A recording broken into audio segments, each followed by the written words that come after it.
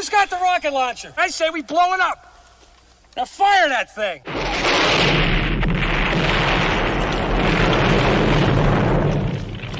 It's for the city of sports, playing with a giant Nick. With my man S. God. That's him. You feel the vibe? That's me. We going live. That's us. That like button shared, you been subscribed. Stadium. That MetLife, Big Blue, home of the Braves. Yeah. That turnpike, you can see that's where the game's played. NFL one day, then it's the NBA. Madison Square Garden, that's where the Knicks play. This that NY Logan, no it don't get broken. Legalize, mean this shit smoking. I'm on topic, dropping another episode. The game winner, trade, maybe a field goal. Everybody right now doing the wave. You tune in, the show called TheMan-Cave. I see the chat, they always doing their thing. Big views, 85-inch screen. The game's on, you rush and bleed. Stay calm, you on the road and chill. Do the watch along, the show's on. The host, you know it's S-God. It's no telling the panel filled with guest stars. You're now rocking with the voice, you know what it is. It's your boy J Boogie. You're now rocking with my man S-God. I support him to the fullest, you heard? My man Mike Blaze. This is Alter Productions. What that mean, we about to alter everything that's playing. Tune in. My man S.God. Support the show. Subscribe, share it. Most importantly, hit that like button. What's good? What's good? What's good? Salute Knicks Nation, the blue and the orange skies. You already know what it is, man. It's that time of year coming up, man. Knicks basketball is right around the corner, man. And I want to thank everybody for tuning in, man, to another episode on the Man-Cave podcast with your boy S-God, man, talking Knicks hoop right now and stuff like that. But if this is your first time to my channel, man, please hit that like and subscribe button. Also share it to all social media platforms, man. It does nothing but help the algorithm, man. It helps me out, man. And it's free to subscribe, man. Just hit that subscribe button, man. It's free. Don't cost you nothing, man. You know what I'm saying? And also hit that notification bell so that way you know when I'm on, you know, dropping some hits, dropping, you know, my picks, analysis, and things like that, man. But, you know, without no further ado, man, it's like, yo, we're going to have some guest hosts on in a little bit, you know what I'm saying? They run a little bit behind, but it's all good. So right now we're going to dive into some Knicks talk, man. It's going to be Knicks talk. You know, we're going to be talking about the Knicks upcoming season, the schedule release, you know, and also Jalen Brunson's captains. You know, he's like the number 36 captain in Knicks history. You know, the Knicks 78-year history. He's number 36. So, you know, that's a big thing, man. You know what I'm saying? And I didn't even know, like, there haven't been a Knicks captain within the last, I want to say, six or 8 years. So that's a great accomplishment for Jalen Brunson, man. You know what I'm saying? He just got to the team about a couple of years ago. So he done already took over the city. So it's a great thing for him, man. You know, so he, like I said, he's named the 36th captain of the Knicks, man, and all that stuff. Man, what's good, coach? Yeah, I'll see you up in there, man. I watched your thing yesterday, man. Like I said, I got off work real late, man. So by the time I seen it, man, but I watched it, man. It was dope, your episode. But yeah, man, just talking Knicks basketball, man. I know we've been talking Giants, you know, because it's preseason and stuff like that. Giants actually played today at 1:00 against the Texans in Houston, you know. But like I said, basketball will be right around the corner another couple of months. So, hey, just break it up a little bit, talk some Knicks basketball, man. Knicks fans, you know, we're excited for the season. We can't wait for the season to start. You know what I'm saying? Last year was a great season for the Knicks. I mean, we did real well, you know, despite, you know, the circumstances and the outcome, you know, we didn't care too much and didn't like, but hey, that's the way the cookie crumbles, you know. So it's a new season to start. Now we're going to come back on, you know, and also, man, you know what I'm saying? I'm going to get my first host back on here, man, you know, in a little bit. But like I said, man, we just going to talk that Knicks talk, man. You know what I'm saying? It's a Saturday morning, nice 70-something degree day down here in the A, man, Atlanta and stuff like that. So it's all good. And come to the stage, man. I'm going to bring my brother on for the first time, man. Welcome to the show, man. This is my brother, YL. You know what I'm saying? What's good, broski? What's good, man? This is my brother, like, listen right here, bro. You already know what time it is, man. Thank you for coming on my show, man. Happy to have you on here, man. You know what I'm saying? So some of these fans can get this, you know, listen to Worldwide L talk. You know what I'm saying? This guy got a lot of knowledge about Knicks basketball, you know. And I also met him in Knicks Spaces, man, when I first got on, you know what I'm saying? Man show, fan TV and things like that. So, you know, hey man, this is my brother from another man. We go to when the Hawks come down. I mean, when the Knicks come down here to play the Hawks, we go to the game and stuff like that. So it's all good, man. You know what I'm saying? So this is your first time on my show, man. Thank you for coming on, man. Thanks for having you on my show and stuff like that, man. So how you been? No doubt, bro. You know, I've been chilling, no doubt. You know, had to come through, you know, show the broski some love, you know. Yeah, We yeah. be out here in the neighborhood in A, you know. And that Knicks talk is like that basketball is gonna be soon. We're gonna within another month, a couple of months, it's gonna be right around the corner, man. And we didn't even know because we just talking yesterday, man. Man, the Knicks they come down here real early. They come down to visit the Hawks like the first 2 weeks of the season, something like that. It's like November 6th, November 6th. Yeah, something like that. That Wednesday. Yeah. Yeah, good thing you told me. building. I looked on the schedule. I was like, because I'm thinking like, oh, the Knicks probably gonna come here in January or like December, but it was like, nah, it was like November 6th, man. So yeah, you know, we're gonna try to get in there, get some tickets, get some stuff like that, man. You know how it go, man. But one of the things I wanted to talk about, man, is like as far as with the Knicks, like, how did you feel about the Knicks all season? Because I know we didn't get a chance to talk to you and let these guys know, you know, how you felt about how the Knicks off season went. You know, the big Mikal Bridges trade, how you see us going forward. You know what I'm saying? Is like, and have we, you know, in your mind, like, are we one of those NBA championship contenders or something like that, are close enough to it that we could battle these top teams, you know what I'm saying? And you know, be along, you know, right there, man, in the end. That's all. I just want to get your opinion, how you feel about the season and the moves that we made. Heavy is the head that wears the crown, my brother. So expect all the darts, the bullets, the rocks, the pebbles. Expect everything to come our way this season. But the Mikal Bridges trade was like, wow, you know, it was one of those trades where you know, as Knicks fans, we'd be like, yeah, let's trade Mikal Bridges for Julius Randle. You know, that's what Cass was talking about, right? Trades, right? But it's one of them trades where it's almost like surreal. Like we can't believe it as Knicks fans that the Nets would do business with us. You know, especially now that they were playing the same city. So that was a surprise within itself. The draft picks, you know, it depends on how you look at it. But like I explained it, and I explained it to, you know, me and my brother talk. Like I explained to him was that if when you good and your team is good, them draft picks means nothing.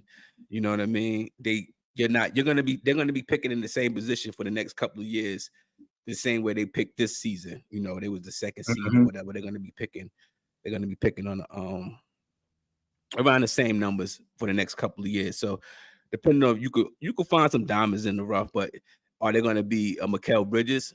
Maybe not. You know, it all depends. But so I wasn't too mad about the picks, especially knowing that we didn't give up no bodies. We didn't give up physical bodies. You know, you gave up Bogdanovich, but 9 times out of 10, he wasn't going to be here at the start of the season anyway. You know, and our sample size with him wasn't that much great. He didn't have that much of an impact to me.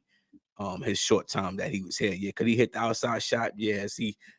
Will we miss him? No. You know what I mean? We ain't gonna miss him. You know, I felt like I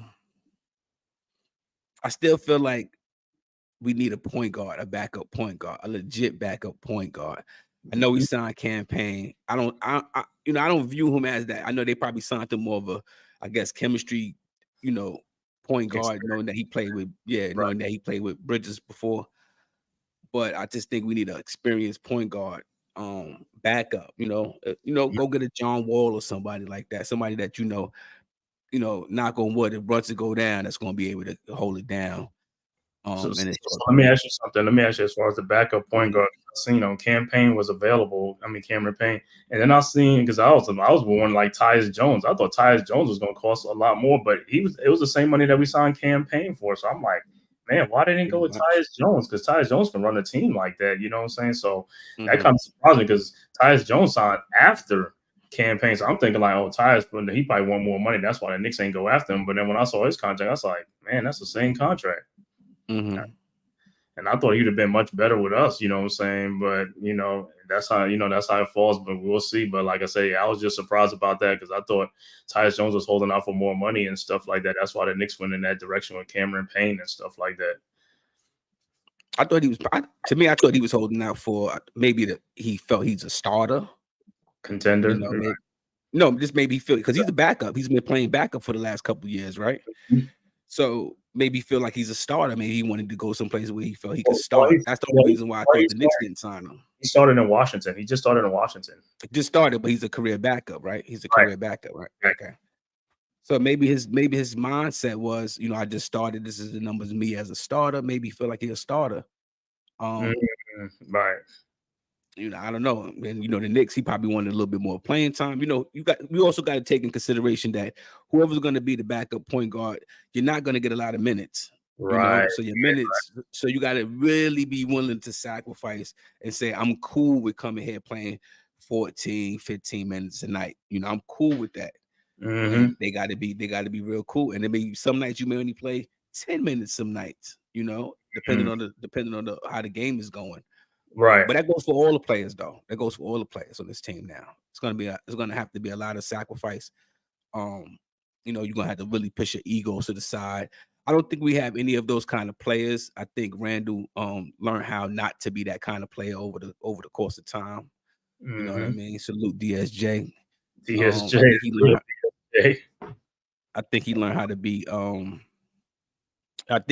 be you know, a team player over the last 2 years, especially last year. So I think, and then you watching it on the sideline, knowing that I don't got to be the Julius Randle of, I could just go out there and just play ball. And I think that's the excitement of any ball player, when we could just go out there and play ball and ain't worried about scoring, ain't worried about nothing, just out there just playing ball and contribute to the win, you know, any way you can. Right.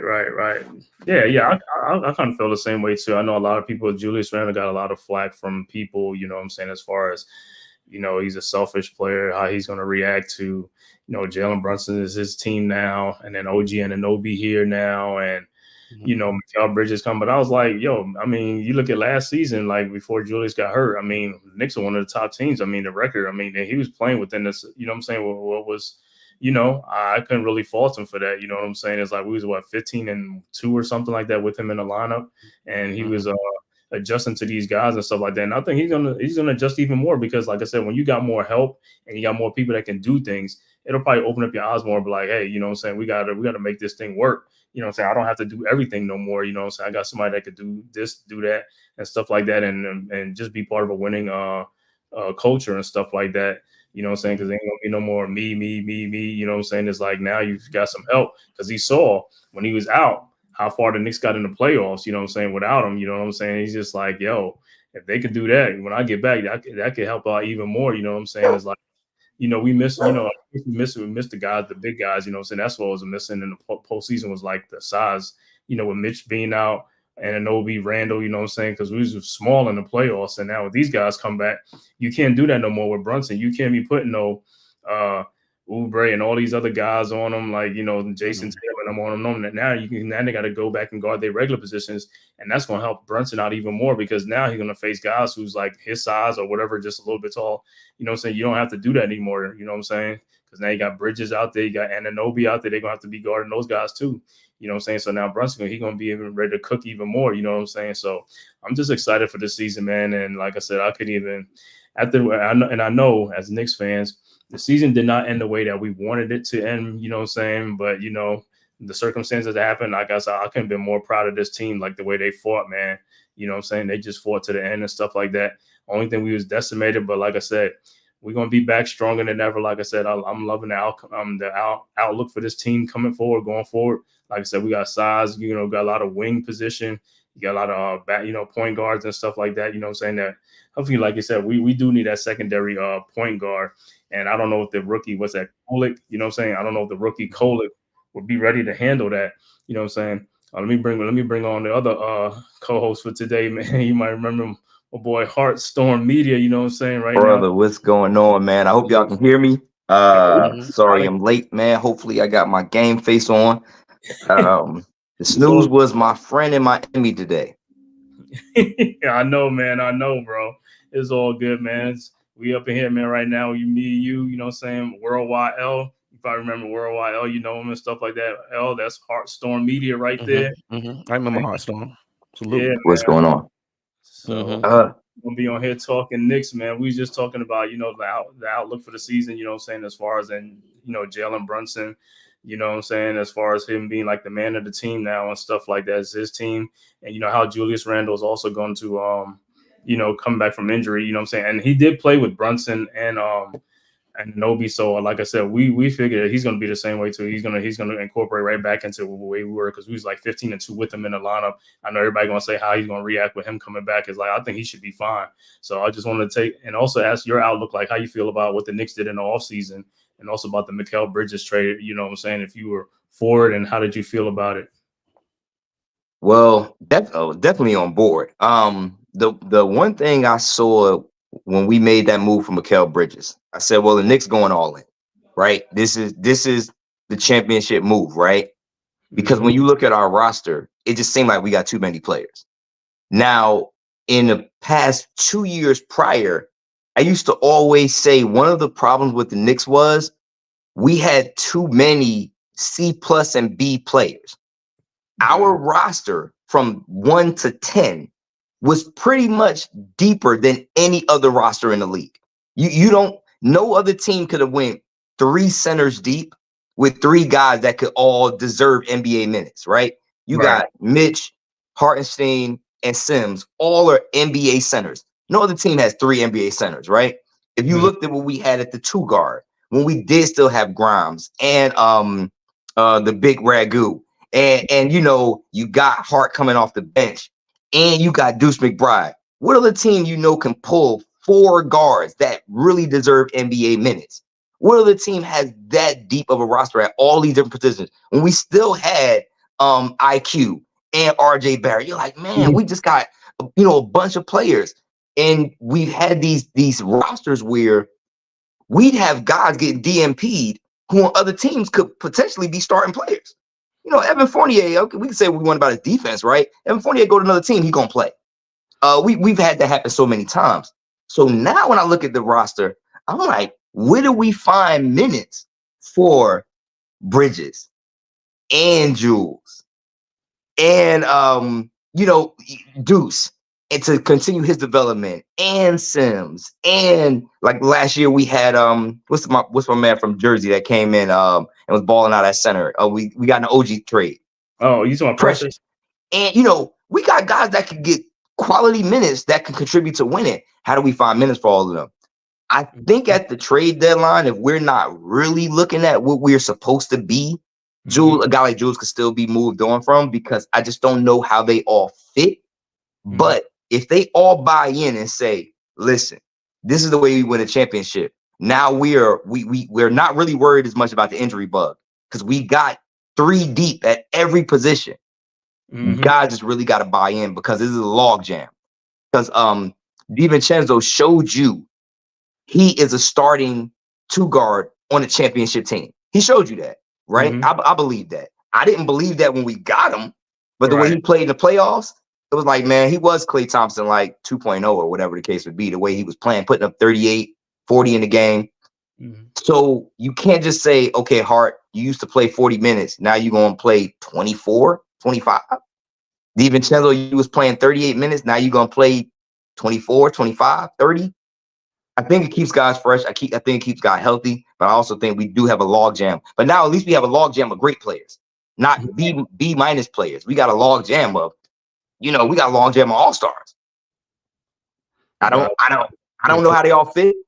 I look at that Warriors team that won maybe their 2nd ring, and I'm like, you got to buy in and say, hey, man, you might be a guy that's a starter. You might be a guy that's an all-star. You might play 28 minutes, but we're going to win a ring.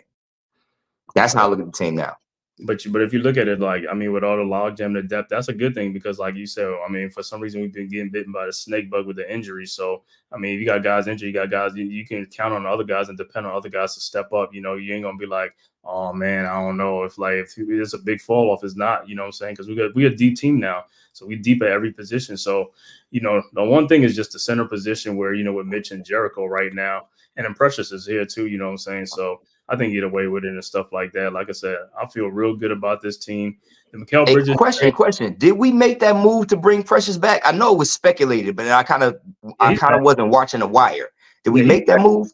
Yeah, he's back on. It's a 1 year deal, right? Is it 1 year or 2 year? Yeah, Yeah. 1 year Okay, deal. yeah, he earned that. He should have got more, but he earned that. With the anticipation that he probably going to get traded, so he has Okay. yeah, pretty much. If anyone Me you and got, Preston went to the same high school. Oh yeah, and- that's what's up. Yeah, he went okay. to Benedict's Prep. I don't know if he didn't go to Benedict's Prep the whole 4 years, but he went to Benedict's Prep out in Newark for I think 2 years. I may have met him at an alumnus event once, but I didn't know he was somebody to meet. I just went to this alumnus event. We met all the basketball players, and I just seen a whole bunch of dudes that was like 6'7", 6'8", 6'9", and I just said what's up to all of them. But that was really it. And I think that was around the time he was on the team. St. Benedict's also had what's that? J.R. Smith. They J.R. got Smith, yeah, he's a graduate St. Benedict's too. J.R. Smith, Lance Thomas went to Benedict's for a minute. So yeah, we had a couple of NBA players come through.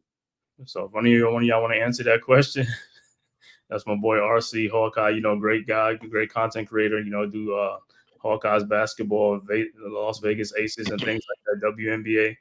He says, "Can y'all win a championship though with Jalen Brunson as the head man for 4 straight rounds?" Talking about the whole playoff.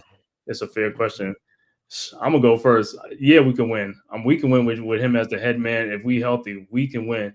Like I said, that man took us, further than anybody got us with all the injuries that we had and all that stuff. And like I said, and he was still cooking them dudes out there and stuff like that, man. So yeah, we trust him. We trust in Jalen Brunson, man.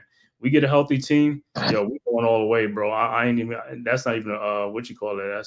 I'm confident in that, bro. If we could just stay healthy. Yeah, my thing is I'm piggybacking off of you. It's absolutely, can we win with him? I think the thing that a lot of people mix up is, he's leader. They want to put can he lead the team being so short? But when you surround a player like of his magnitude with the kind of his surrounding cast, all them guys, because he pretty much, they're surrounded by all them guys as leaders. They all lead in their own individual way. They all go out there and they play ball. So he doesn't have to bear the weight of being the guy to lead this team, and knowing that you got a good sidekick in Randall. I mean, people keep sleeping on Randall. Esgar, Randall is the beast, dog. You know what I mean? And it's about time we give him you got to give him his props. Because when you see him play, how we saw him play last year and play next to Brunson, how he's played for the past 2 seasons, you really appreciate his talent. And the 2 years he's really played alongside of Brunson, he's been All NBA. I mean, he's an All NBA player that we got. We got 2 All NBA players on our squad. So, and then if you look at it, even just to piggyback, even thing with Brunson, you look at it. When we had all those injuries, we were like a 4th seed or something like that with all them injuries, and Brunson took us all the way up to a 2nd seed with all those injuries. Whereas the Sixers were a 2nd seed with Embiid in there, and when Embiid went down with Max, and Maxey was the only one left, they went from a 2nd seed to a 7th seed. They almost missed the playoffs, and they only had 1 injury. That was just Embiid. We had like 3 injuries. We had a bunch of injuries. And then, like I said, this man still put us on his back and took us, you know what I'm saying? And on top of that, what was they doing? They was throwing their best players on them. We talking about like wing players, powerful, whatever they had to do. They was throwing it. They was in it because the guys that like his size, he was eating them guys up. So they had to put like 6'8", 6'9" dudes on them, long arm dudes on them. And he still was cooking them dudes. And you got to give credit to the surrounding cast. Our surrounding cast was better than Philly. I'm gonna answer that. That's what helped. Really, really quick, and just say, I got tired of hearing towards the end of the season, can the Knicks really win the championship? Or the Knicks really championship contenders? I'm like, first of all, we the 2nd seed. Second, Brunson was the best and most consistent performer in the playoffs. Nobody performed as consistently as him for every single game. He had 2 semi-decent games, but he still scored 20 plus in both of those semi-decent games. He was cooking everybody, and we was playing with our 2nd or 3rd string roster. And you remember the guys that were starting for the Knicks in the playoffs, other than JB, none of those guys were the starters when the season started. Not one. DiVincenzo was a backup to IQ and RJ. Josh Hart was a backup. Josh Hart was a backup 2-3, end up playing the power forward. You know what I mean? Start power forward. You got it. To think that we can't win with JB, and maybe what the question the gentleman was saying was, for 4 rounds, meaning can he sustain that punishment for 4 rounds? Maybe you say that. Can a little guy like that take that kind of punishment all the way through the finals?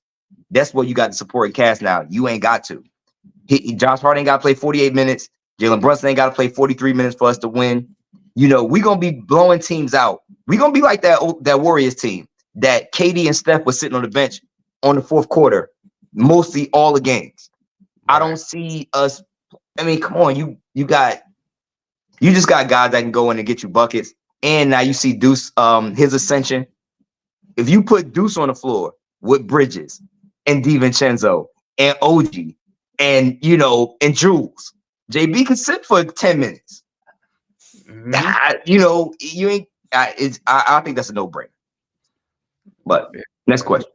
Yeah, no, you can do that, man. That's what I'm saying. What's this? From DSJ, does the lack of consistent playing time at center for Sims hurt the Knicks since the departure of iHeart, or do you trust in the developmental process of the coaching staff? Question.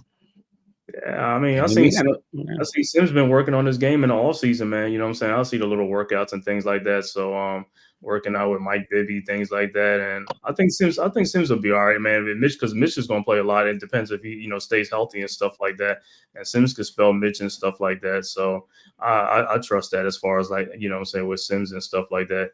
And like I said, and what I didn't know was most of the last 2 or 3 seasons that Sims been playing on the Knicks, he's been rehabbing. He's been injured he's been rehabbing, and that's why you ain't even seen him play some games. I was wondering why he wasn't playing in the playoffs, and he had a torn labrum in his shoulder and stuff like that. He hasn't really been playing last year. I didn't know that. Yeah, before. See, that's what I said. We don't know these injuries until at the end of the season when these guys are rehabbing and doing things like that. And it's you find out because you be like, why is this guy on the bench? Why he ain't playing? So yeah, I mean, hey, I trust the developmental process, especially if you're working with Bibby and these other guys helping to shoot jumpers and stuff like that. Because Sims is just known for rebounding and alley-oops and stuff like that. But if he could do that, man, that'll help out even more. Plus he has the size too. He's not a little small guy. You know what I'm saying? So, and we all know he can get off the floor, man. He jumps out the gym. So I trust that. So I'll let El say if you will talk about Sims. What is this? This is 3rd year, right? This is 3rd season, right? What is this? 3rd or 4th? Yeah, he might be going into his 4th, which sounds crazy because he came in. He wasn't. IQ came in with Mitch. He came in the next year, so maybe this is 3rd. Maybe this is 3rd. It just seemed like he's been playing longer than that. Because he's already on the 2nd contract, so this might be his 4th season. Yeah, I remember when we got him. I always said that he was a work in progress at the time that we got him. Steal too, last pick of the draft. Yeah, and still 3 years later, 4 years later, he's still a work in progress. So I don't know. I don't know if the playing time hurt him because he has played minutes. When he went out there in the playoffs, he froze up. So I think it's a confidence issue with him. When guys freeze up like that, that's been playing in the league a couple of years, you shouldn't be freezing up. You should be ready for that moment. You should have been amped for that moment. I'm getting playoff on minutes. Make the best of the minutes when you get out there. He got out there and turned the ball over, and the rest is, I think we ended up losing that game too. I think that was one of them games in Philly. He came out there and Tibbs put him out there. He turned the ball over before he crossed the half court. And we ain't seen him since. I think it's just, I don't know. I don't know. It says a lot about, I guess, his own development, because we can't speak about everybody else because the players on this team have been developing over the course of time over these years with this coaching staff and his management group. So it might just be a confidence issue. I don't think the minutes have anything to do with it, DSJ. I just think it's a confidence issue with me and Sims. That's how I look at him. Right. I wish Tibbs would let one of our centers shoot the ball once. And I'm not saying that's got to be part of the game plan. But have you ever seen a Mitch in practice? Right. Mitch be putting up jumpers. I seen Mitch hit threes in practice. Now I ain't saying I want that to be part of the game plan when you got a bunch of shooters around, have Mitch start shooting threes. But I'm tired of the centers being relegated to dribble handoffs. Like Hartenstein. I bet you when Hartenstein on his new team, right? I bet you they promised him he's going to get to shoot the ball. Now, mind you, he came to us as a potential 3 stretch big. I remember but he was bricking when he first got there. And I think Tibbs and them said, all right, look, it ain't happening, right? But he went to a point where he was shooting jump shots and threes, to not shooting at all until he got that little push shot, wouldn't put up a J. I would like for the development of the bigs. That's something that we haven't had. That's something we've missed in the past 4 or 5 seasons. We haven't had a stretch big. Every other team has a stretch big. Now, some teams be having players like Mo Bamba who think they can shoot threes better than they can, but I would like to see brother get a chance to put a jump shot up. Let it be a threat. You know what I mean? So that's all I would say about Sim's development. Part of that is coaching, and part of that is game plan. Mitch be working on his jump shot, but he don't get to shoot in the game. So if we don't see him shooting the game, we think he has developed the jump shot. Right. I see him in practice hitting the J's, and he ain't Ben Simmons. So that's my take on that, though. But these questions, some good questions coming up, man. Yeah, man. So yeah, this is 4th season. I guess he was drafted with McBride, Jokibitis, to me, when I look at him, I just look at it doesn't matter how many minutes he play, because he don't play, so he plays. So I think it's just a confidence issue with him, and he has to look himself in the mirror and want to go out there and compete. Because you think about it like this: you can force the coach to put you in the game, right? By your way of how you practice, the way how you play when you get in the game. Mm-hmm. You can force the coach to keep you in the game. That's how McBride ended up getting his playing time.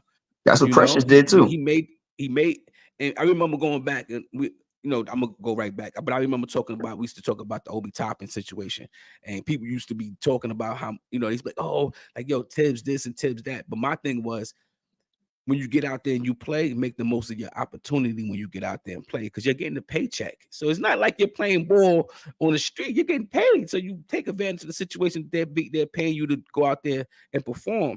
And I always felt like Obi wasn't doing that. And that was my thing. And he goes to the Pacers. Yeah, they re-signed him, but he still was the same kind of player. He started out as a starter, ended up going to the bench. So he is that kind of player. He is a bench player. You follow?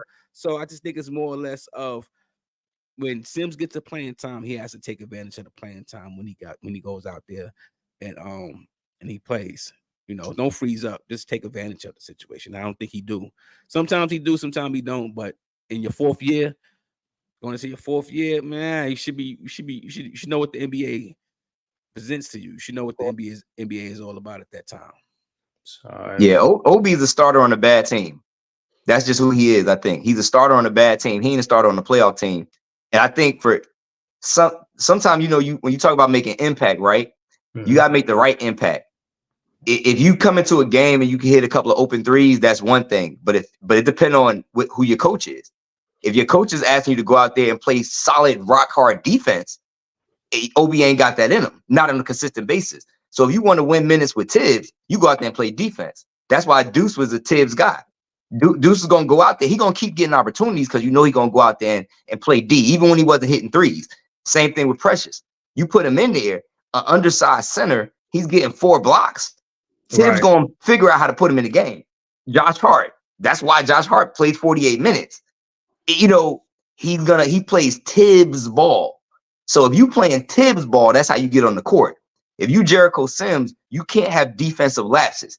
You can't go out there. You could jump out the gym and, you go out there and Tibbs is like, you blew a defensive assignment. You're getting out the game, bro. I don't care if you get a putback dunk. Unless you better get every defensive rebound and you better make somebody's life hard on defense. That's what keeps you in the game, Tibbs. Now, some of them other things I just said, you playing for D and Tony, right? You're going to get on the court if you can run fast and jump high. Mm-hmm.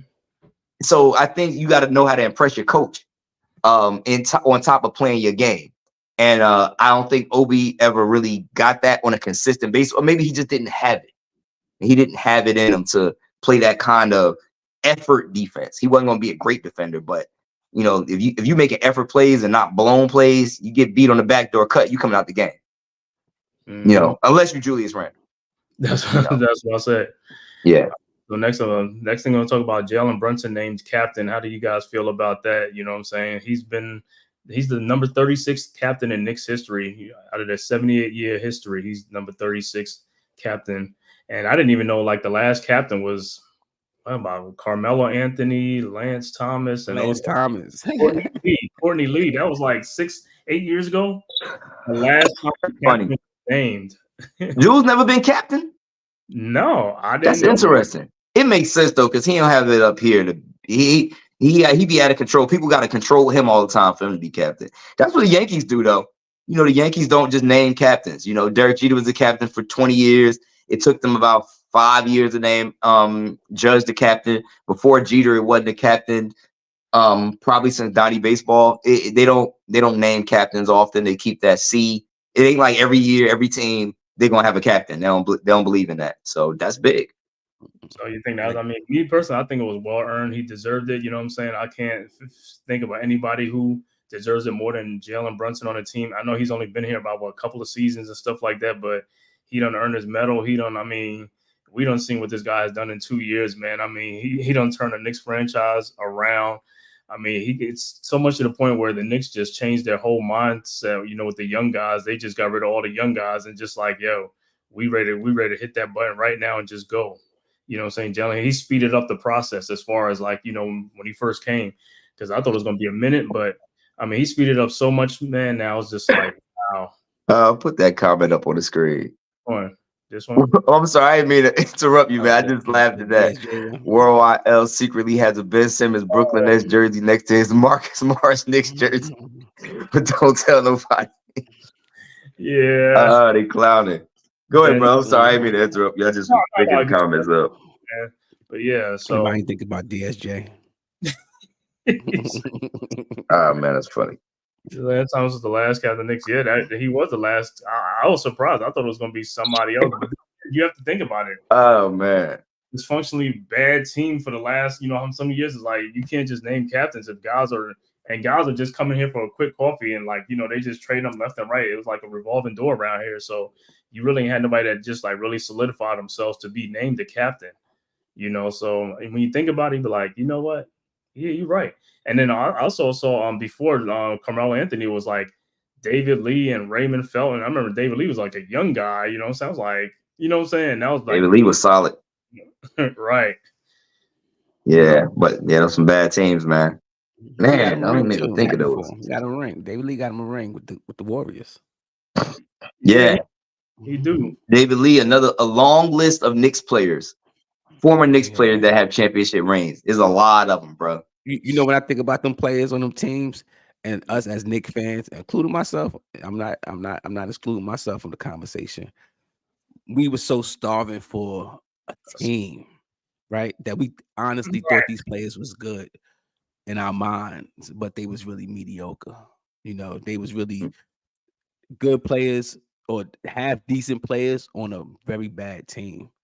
You know, but we were so starving as Knicks fans to get to this point where we at today that we were willing to take anything, like to believe that somebody, Lance Thomas was our captain. You know, I mean, we was talking about David Lee like he was the next coming. You know, he played because there was nobody else to play. You understand what I'm saying? But if you take David Lee and put him on a contender team like the Warriors, he comes off the bench.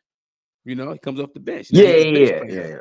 So, but that's the world we lived in, like DSJ said. That's the world we lived in as Knicks fans to get to the point where we at today. It's like Shawshank Redemption. We crawled through the 200 yards of God knows what to come out clean on the other side.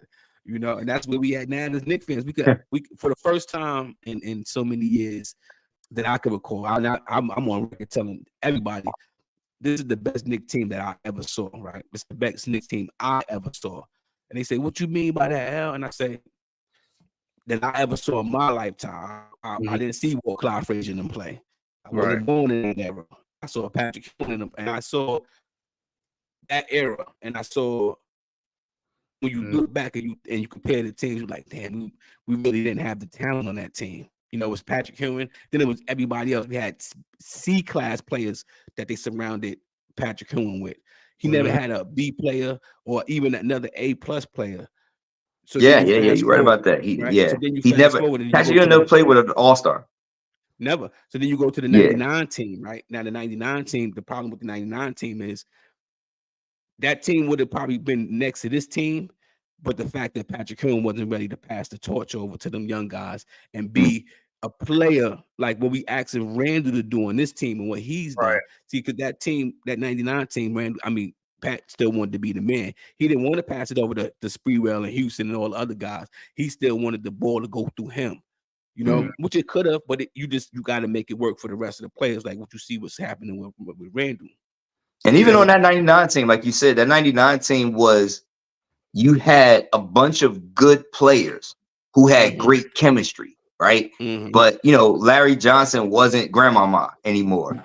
Allen Houston was just always Allen Houston. Allen Houston was a B player. You know what I mean? He learned how to play Sprewell, one of my favorite players of all time. Sprewell's a beast. And I think Sprewell is like a solid B player. And I ain't gonna say like a B plus because he had deficiencies in his game. But that team just blended together like really, really well. They fed off each other. I think this team this year might have some of that same energy. I mean, this team, if you take the energy from our first Julius Randle playoff team and put it with this team's talent, because that first Julius Randle, that Reggie Bullock, Julius Randle, and Julius Randle and a bunch of nobodies. I'm barely remembering the guys on that team already, and that was just 4 years ago. We had great chemistry, great energy, and we overachieved that year. If you take this roster and make them overachieve, that's the championship.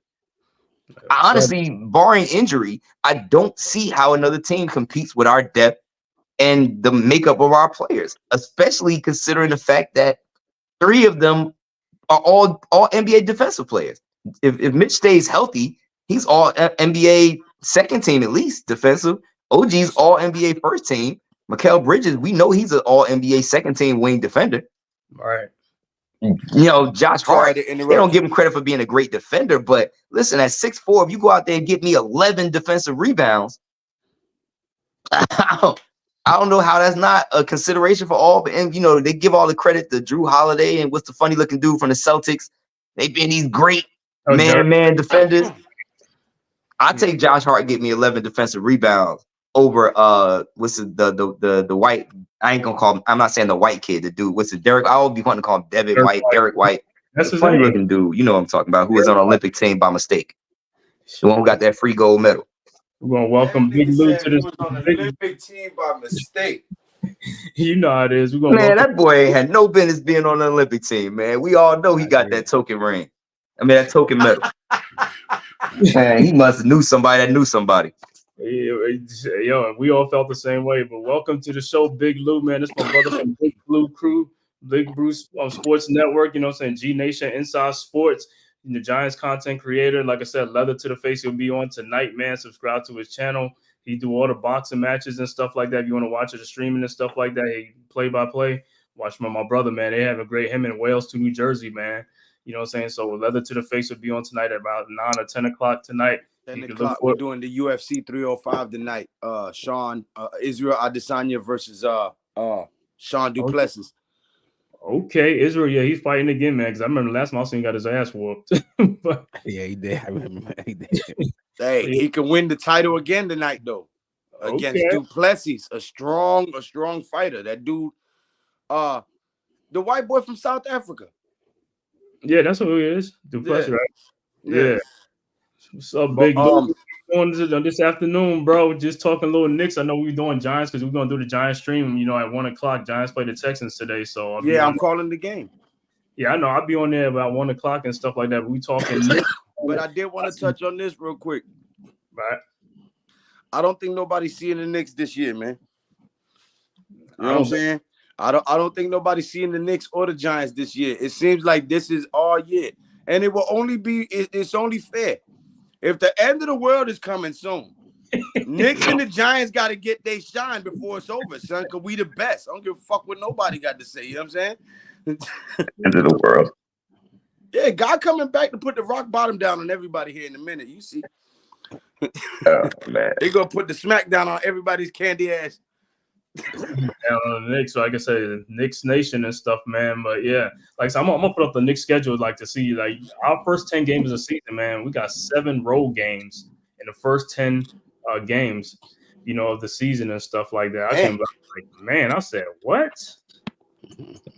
Man, do y'all remember when we won them what was that? 16 straight games, bro? When OG came, what was it? 14, and then we won 15 out of 16. Right. It was like when we first got OG in that trade last year, man. It was like with Julius Randle and stuff like that, and Brunson and all. And Julius Randle got hurt in the blowout. That was so, man. That was like, just think about. I just think about how crushing that was.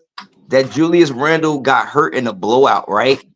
But then we still didn't lose no more games. Right. Think about how crazy that was. When Julius Randle got hurt, we was on win like number 11. I think we started playing better when he got hurt. I ain't gonna say that. I ain't gonna say that. I ain't gonna say that. It gave. That's when we had to start playing hard all of those minutes, and that's when OG had acclimated with the team a little bit. He had got about 11 games in. Then we won 6 out of the next 7 games, and then OG got hurt, and that then the kind of dropped a little bit. But then we righted that ship. But it was just like, man, come on, we was world beaters. We was world beaters with OG. We beat the Nuggets. We beat everybody they sent in front of us. Everybody handily blew the Sixers out. We were just rolling over people. And I don't know how anybody competes. I don't think any team in the offseason did anything to match what the Knicks did. I'm trying to think about who made the biggest moves before we made that Mikal Bridges move. That's how you feel about the Sixers move afterwards. You know what I'm saying? With Asgard just made some moves. But the Sixers got PG, right? They got Paul George, and then they got Andre Drummond. Who else? They got Caleb Martin. Who else? They trying. Unfortunately, they still got Embiid on the team. Exactly. The Drummond thing doesn't work for that team because you got Embiid at the center, right? So when did he really play? Because think about it. Even when Embiid was playing against us, they was playing 40-something minutes. Remember in the playoffs. Mm-hmm. So when do your backup center really play when you got Embiid at the center, right? So I don't really the Drummond is, and if he goes down, you got Drummond as your starting center. Okay, I live with that as a Knicks fan. Right, I'll take that. Drummond be roasting us. It's how you play the Knicks to get 18 rebounds. George, because he's as old. You know what I mean? You got an old Paul George. So now you got to reacclimate him into what Embiid Maxey had going on. So you brought a whole lot of new players in, and it's not so much of a plug and play players. We brought in a plug and play player in Mikal Bridges. That's the difference between us and we bring it back our majority of our team. I know some people may say, "Oh, we ain't got Hartenstein." You got to think about it like this. If you ask me who I want the money-making Mitch, right? Because Hartenstein, he had to do that. He had all these players, Josh Hart, Dante, all these guys had to be that with OG out, with Randall out. But now you got all these guys back. So our Hart, he won't be the same. He won't have the ball in his hand as much as he had to have the ball in his hand when you got all these other guys coming back. So his effectiveness won't be there, and it won't be as high, as bright as it was when it was just Brunson out there bringing the ball up, and we needed to have somebody take the ball out of Brunson's hand and distribute the ball, and that's what that was his strength. So he was able to use his strength to our advantage. But when you got all these players and everybody's coming back healthy, I just think you'll be all right with missing Hartenstein and having Mitch come back. Because he won't have to work so hard. He won't have to work so hard as he used to work. I'm gonna miss him too. But I just don't think the impact would be that much of great as a lot of fans think. Like, oh man, we lost Hartenstein. Like, nah, yo, he was a bench player. Let's keep that. Right. Always remember that. Yeah, bench player. Yeah.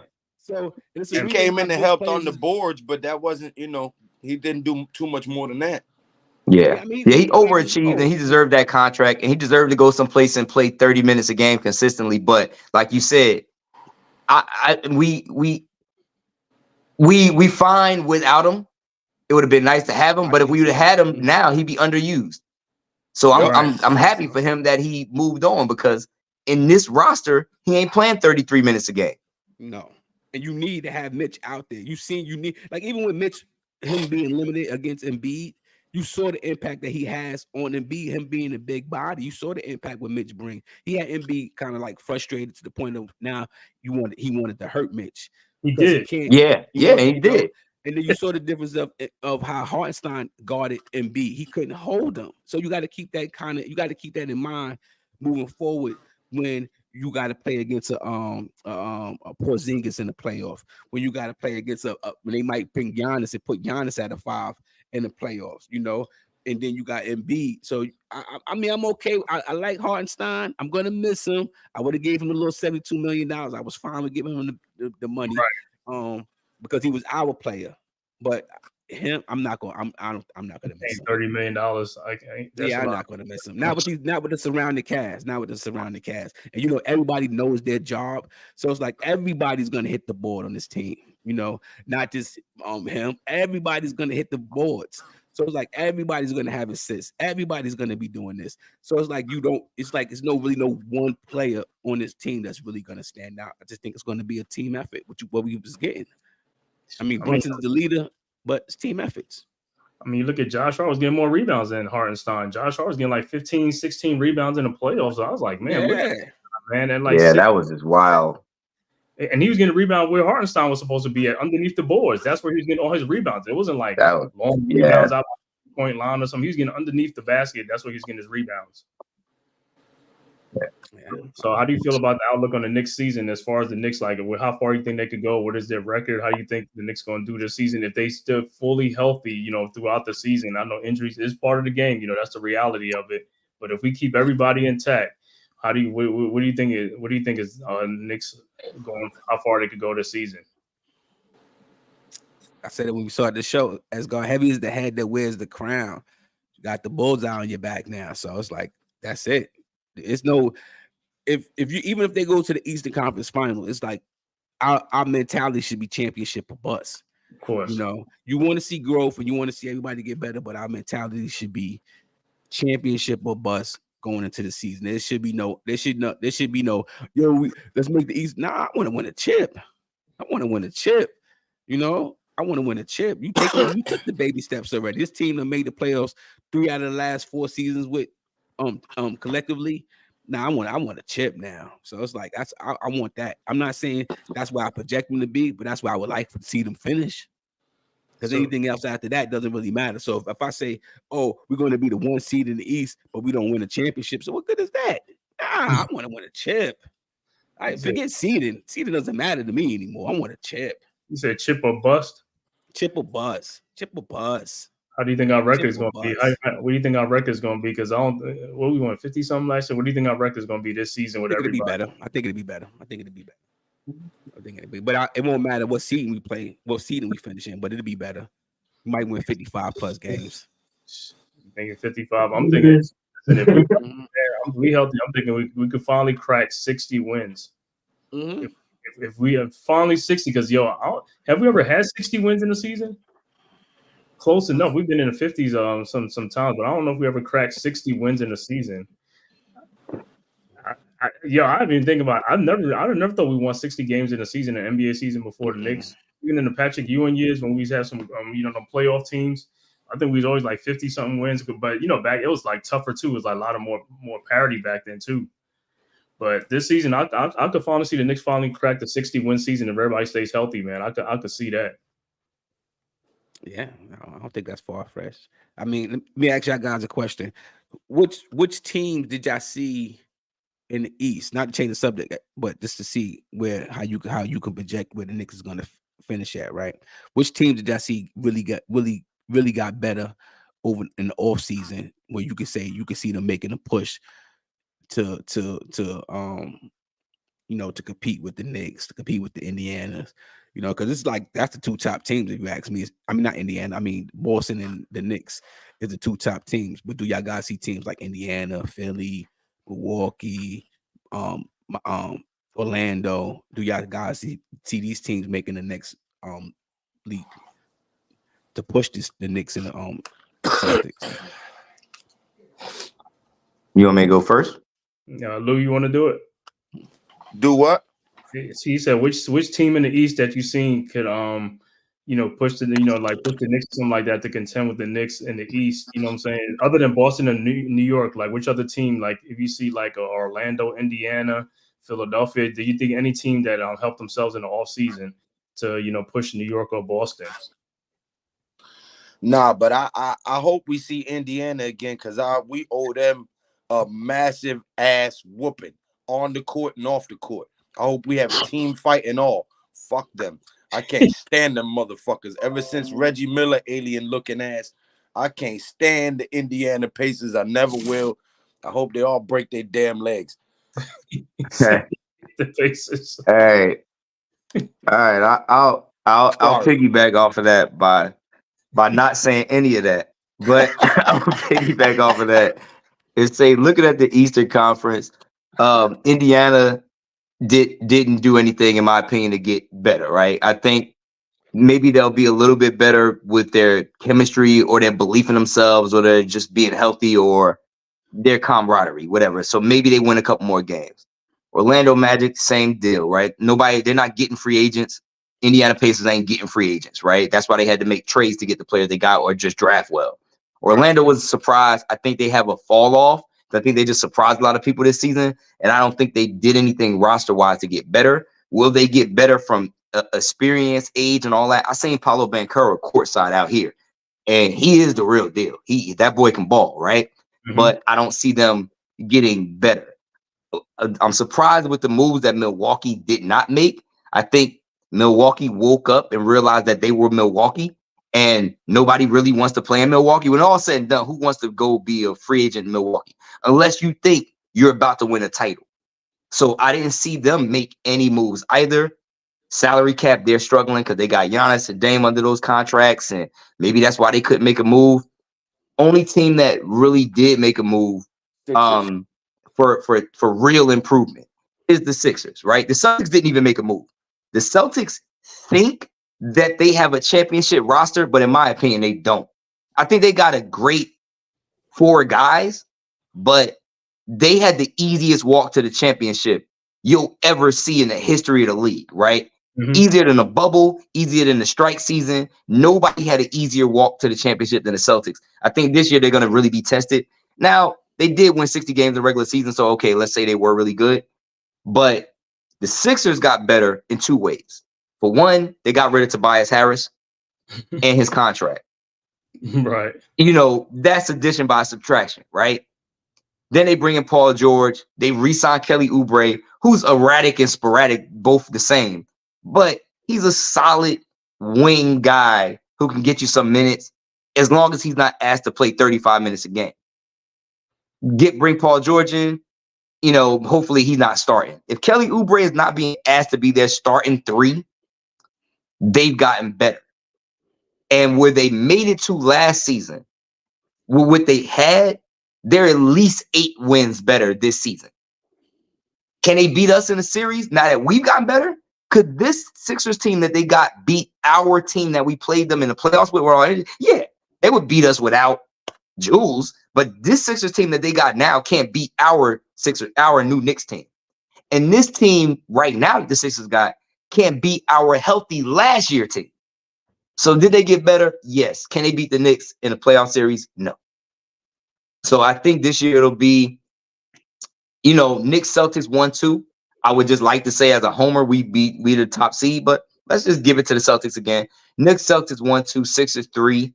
I think the Bucks might drop all the way to 5th. I don't know if the Pacers get that 4th seed. I'm forgetting about Cleveland, but Cleveland's another team who didn't do anything to improve. Because again, they're Cleveland. And they already wasted all their trade assets on Donovan Mitchell. They can't get better. They're stuck exactly who they are. Who they are is who they are. Unless they try to, I don't know what the Cavs could do to get better, because they don't got no trade assets. Right. Unless Mobley just wakes up and decides he has an offensive game, and that other who else they got? Okora. But Mobley they just develop. They can get better by developing. But Mobley just got paid. He just got $200-something million, man. Owen got paid, right? Well, they gotta re-sign him. Mitch. Then they re-sign Mitch. He ain't staying. Yeah, they gotta some teams gotta resign guys. You gotta pay because nobody's gonna come to your team.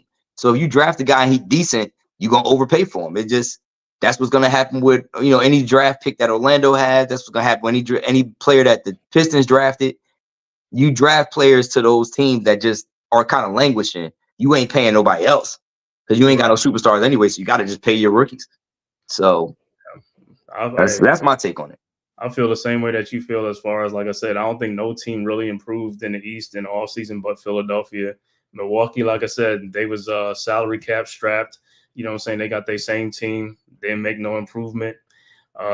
Indiana, like I said, they stay status quo. They just re-signed their own players and, came back with Siakam. I guess, another full season with Siakam. I guess that, that's they banking on the continuity thing and stuff like that.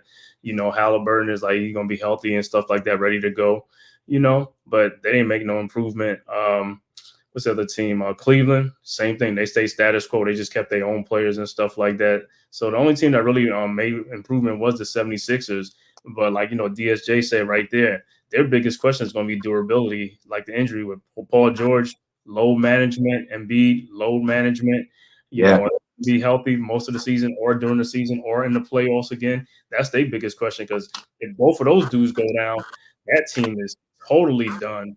You know what I'm saying? I mean, yeah, Caleb Martin helps, but it's like, hey, it's the same team again that we just beat up on.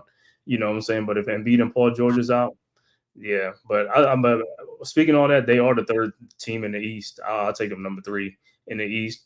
And they could push for number 2, depending on like injuries on the Knicks. You just never know. You know what I'm saying? But as far as if every team stays healthy, like I said, I think the Knicks will come out on top, even over Boston, over Philadelphia. Like I said, I don't care about none of these teams. I think the Knicks will beat all their asses. You know what I'm saying? And I know people talk about KP with Boston, but KP really, like I said, he's really is how can I say it? He's not a post player. He's more of like an outside. He stays on the perimeter. He's a perimeter player. That's all he does. You know what I'm saying? And he really can't post up. You know what I'm saying? He has problems. Yeah, he don't get no boards no more. All the stuff. Maybe his first injury changed who he was going to be as a player. But KP ain't. He came into the league jumping over people, getting put back dunks. He got hurt dunking over Giannis, and he only didn't dunk no more. Right. Like, he's staying out the paint. He's staying out the way. He never was a good rebounder, especially for his height. He never averaged more than 7.5 rebounds a game, and the guy's 7'4". So he ain't trying to mix it up. He's an inconsistent big, just stretch big. He can hit threes, but he don't shoot them at a consistent rate. It's pretty when he makes them, just like when he was with us. His game is attractive. You know what I mean? But I guess he like that woman that's like fine, but no substance. Mm-hmm. Like, you want to be seen on a date with her, but you don't want to be talking on a date with her for long. You don't want her to be heard. Yeah. I want to take you out, right? But just be quiet when we get there. Yeah. I don't know. That's his game to me. His game is cute. His game is cute, man. Hey, quick question. Sorry, this is unrelated. I forgot which channel. Is it on CBS? For what? The Giants game. Nah, it's gonna be on like Fox in New York or something like that. It's like Fox. Fox. Yeah, on Fox. Ooh. But you could probably catch it on some other streaming thing or something like that. You know what I'm saying? Because I'm surprised. He said Fox, like Soulja Boy said Drake. Drake. It's like Fox. Right. I don't know why I found that so funny. Yeah. He said like, he couldn't believe it. No, Fox be saying a bunch of racist shit all the time, man. Yeah.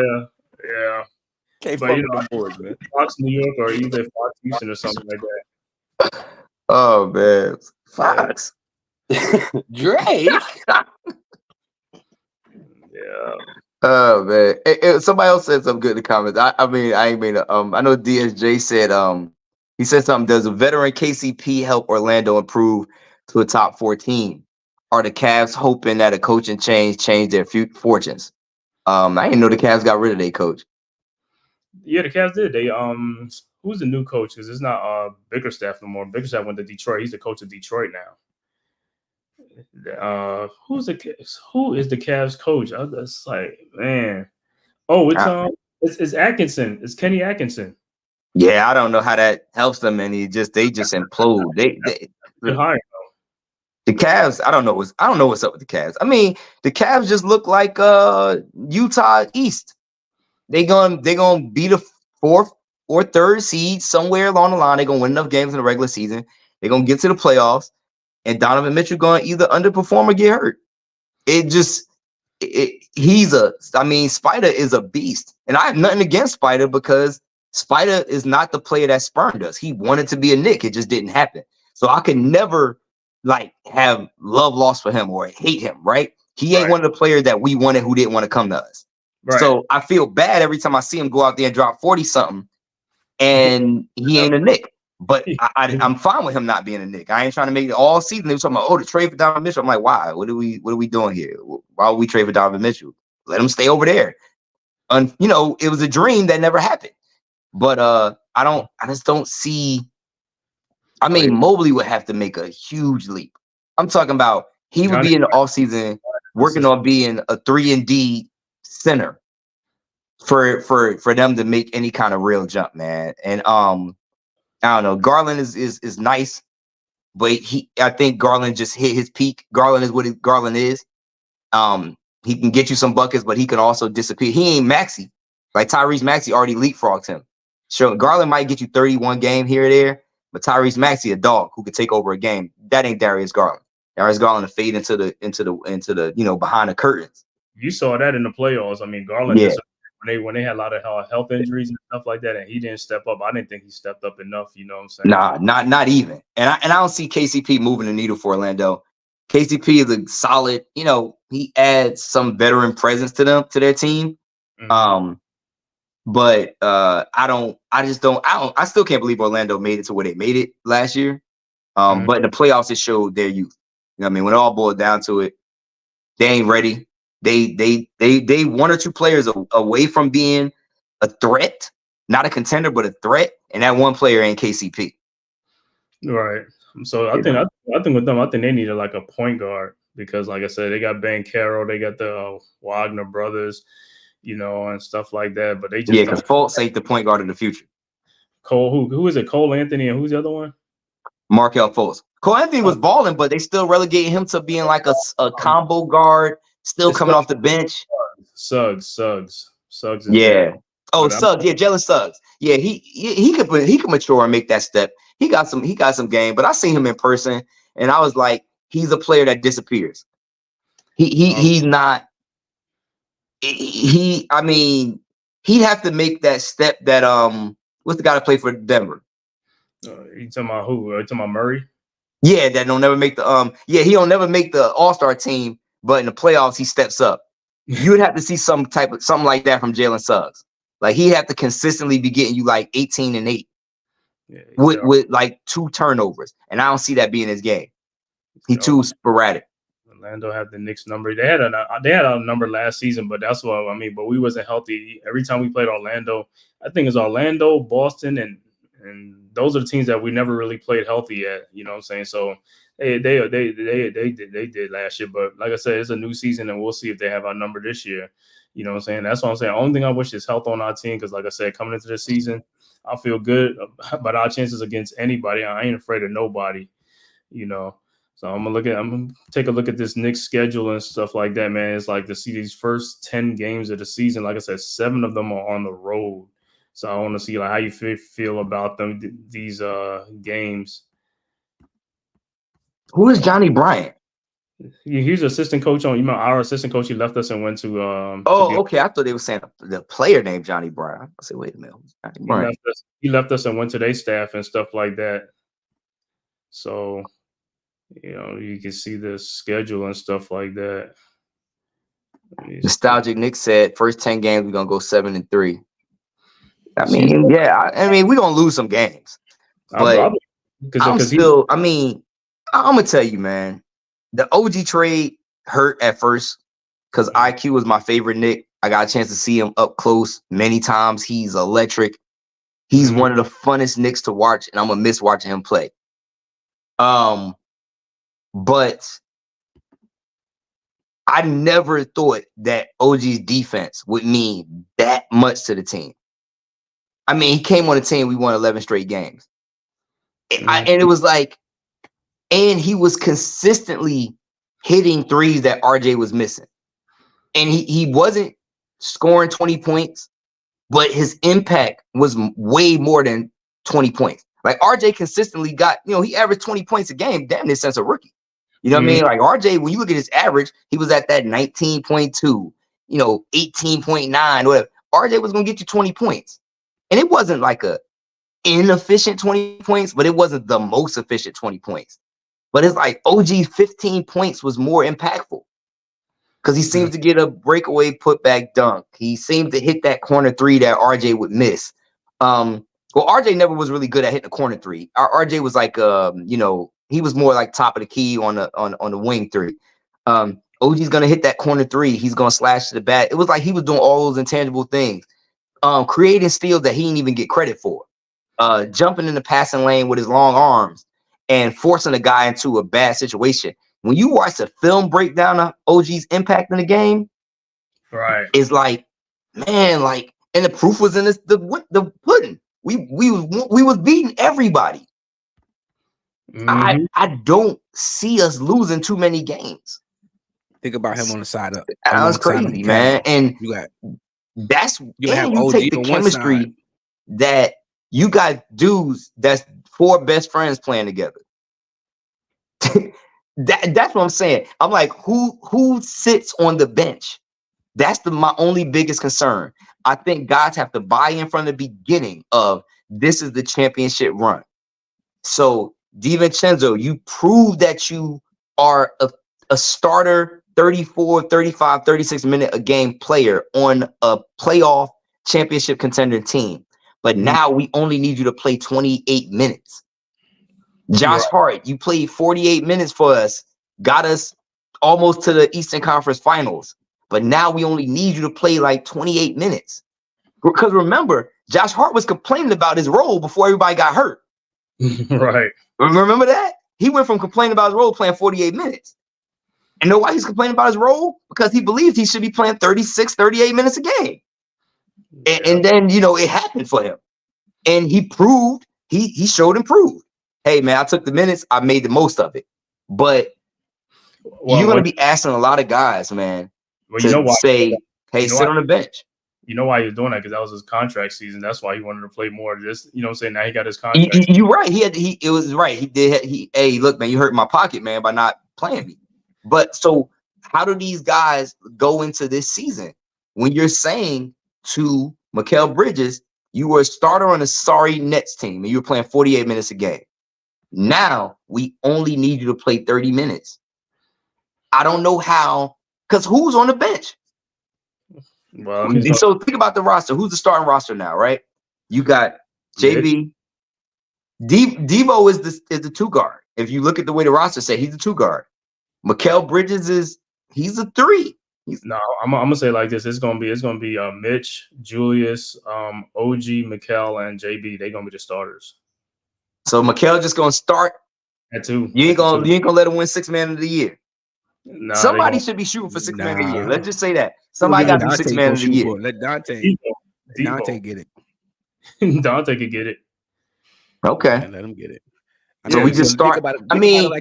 For defense, I mean, that's amazing. If you got Mikal Bridges guarding, the 2 position, and you got OG who can guard 2 through 5. That's what I'm saying. I just don't know how a team matches up against us when you got that kind of length and that kind of talent on a defensive end. Mm-hmm. So you got Devo and Hart now coming off the bench. Okay. Yep. All right. Hey, that was their role going into last season. So basically, they just reset back to their role. I respect that. Think about it like this too. You got Mitch in the middle. You have him in the middle. One of the issues with Mitch always get hurt is he's overworked. We always talk about it, right? As God having to cover for the guards. Everybody's mistake, right? Right. Everybody's mistake. Now, when him not having to do that, he doesn't have to be he doesn't have to find himself in positions where he don't need to be in of covering somebody else. And now he can just stay pat now. He don't have to exert a lot of energy. He don't got to getting caught with his ankles getting twisted. You know what I mean? Yeah. So life is going to be a whole lot easy for this. I just realized the time. Yeah. So I'm gonna just a whole lot easier. Real quick though, man. Man, he's got some good comments, man. Scott, I'm gonna have to depart, family. Okay. Bridges Garden PG. That's on point. These comments are great, man. I wish I could stay longer, but man, me and the missus, we got a long drive out to go spend some time with some friends out here. Man, I appreciate you having me on though. Appreciate meeting some other brothers in chat. And hopefully we can do this again soon. But man, life been crazy for me. I haven't, nobody really knows, but me and my wife, we building a house out here. So we got a lot going on right now.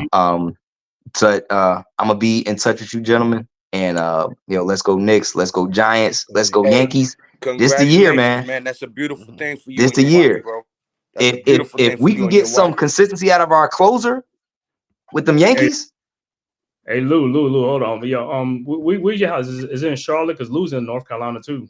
I'm like 20 minutes north of Charlotte. I'm out in Lake Norman in Mooresville. Oh man, I'm 40 minutes from you, bro. You know I renovate homes, right? Oh no, for real. We got to touch base. Where you at? I'm in Winston-Salem. Okay, yeah, that's close. Yeah, that's close. That's close. S guy behind the scenes, work us some contact. Okay, I'll do when you that. get some time, brother. I'll do. I'll give you some. I'll give both of y'all each other's numbers and stuff like that. All right, I appreciate y'all, man. One. All right. Yeah. Yeah. See how God work? Right. You see how God work, Lou? But yeah, so I'm gonna do this. The first 20 games of the season, I'm gonna go through it and see how you feel about the win losses and stuff like that. The first game of the season is gonna be against Boston at Boston. Ceremony for the Boston for the rings and stuff like that, man. How you feel? Is it gonna be a win or an L for the Knicks? A win for the Knicks. Me too. Definitely a win. Gonna trash Celtics, man. Win. I feel good about that. Man, I feel good about that game. Like I said, I think the Knicks going to send a strong message in that game and stuff like that. So they really going to be focused on that game. Yep. So that's a W. What about you, Lou? Lou, you still there? I don't see nobody beating the Knicks, man. I think we've made some good moves this year. I think, like the Giants offensive line is going to take a couple games for these guys to come together and get their chemistry right. But once that happens, bro, I don't see too many people even giving us competition, man. Yeah. All right. So I will say this though, Asgard. We're not sure if Randall or Mitch is gonna play in that first game. You talking about they ain't gonna be ready by the training camp and all that stuff? I mean, after training camp, I know they was talking about that. They was talking about that recently and stuff like that. But I think even without Randall should be, but I don't know about Mitch. Okay, well, like I said, even if we don't have them, like I said, it's like we got either one of them or something like that. I think we still have a good. We need at least one. Yeah. I mean, because as long as we got OG and Mikal in there, we should be all right. You know what I'm saying?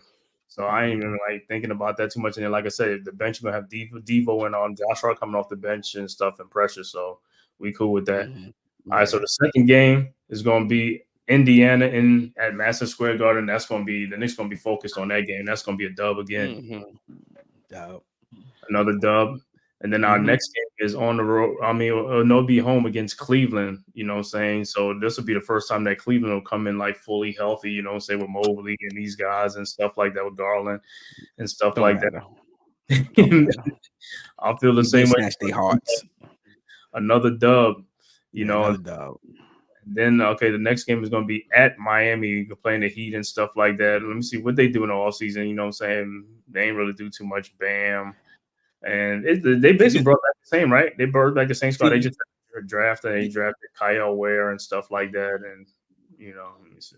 This might be the game we lose because you get a team like Miami, right? A team like Miami, they get up for wanting to prove, like wanting to change the narrative. You know, understand what I'm saying? So they'll get up for the Knicks game. You know, it's like when LeBron come to town. You remember how last year, how LeBron and them they didn't play the games prior to coming into the Garden, but they played at that Garden game. You know, they wanted to, and we was coming off a winning streak. They wanted to be the ones that ended our winning streak. So Miami's one of them teams like that team. So that's a scary game. Not to say they better than us, not by far, but Miami get up for that team, and so we got to be careful with that one. Yeah, so if any game that I think we lose, that'll probably be that. Right, game. that's what I was thinking about. The same things when I was looking at the schedule. All right, so far there's 3-1 right there. You know, next game is Detroit. Everybody know that's a dub. It don't even matter at Detroit in New York. It don't matter where that game is at. So that's a dub. Okay, the next game is Houston. Now, and that one is a little bit of Houston, because like I said, they improved last year. They were one of the most surprised team last year. Beat us twice. Did they? I mean, did they beat us? Yeah, man. I think when they beat us at the game, that was the game that Brunson fouled homeboy. Right. Know what I mean? Right. I remember that now, and we lost. So I think we owed them. We owed them Houston. We owed them.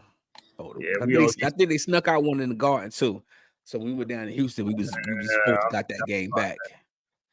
Yeah, but that ain't gonna be an easy cakewalk though. It's not gonna be an easy cakewalk. So that one, like I said, so what do you say? That's a dub. Yeah, we our team was on a different level. We're not looking at this from fans' perspective anymore. You know, when we used to do this before, it used to be from a fan's like a Knicks perspective. Right. You know, wanting your team, like, yeah, yo, I know I gotta see us win, and I gotta see us. Nah. If you think this team is a championship contending team, then these are the teams they are supposed to beat. We shouldn't be going back and forth with a Houston, a Detroit, an Atlanta. You know, no, that's a win. That's beat the teams you're supposed to win. Yeah, you want 60 wins, you got to beat. Win. It's a win. It's a win. That's right. You got to beat the teams you're supposed to win because, like I said, at the end of the season, it adds up, man. You know what I'm saying? When you look back, you'll be like, man, we should have won those games. Those are games we should have won. You know what I'm saying? It's like those are games you got to take care of business right then and there. Don't give them no chance to come on, to give them a shot at beating you. All right, so let's see what the next one is going to be. Okay. I hate to cut it short, bro, but I got to go. I got to set up my stream. Oh, yeah. I know you got to, man. I'll be on there and stuff, bro. All right. But thanks for coming through. Let people know where they're gonna find you at stuff before you roll out. Oh man, G Nation Inside Sports on all platforms: Facebook, X, Twitter. X is Twitter, TikTok, and YouTube. Man, G Nation Inside Sports got you for all your boxing, UFC, and all your football needs.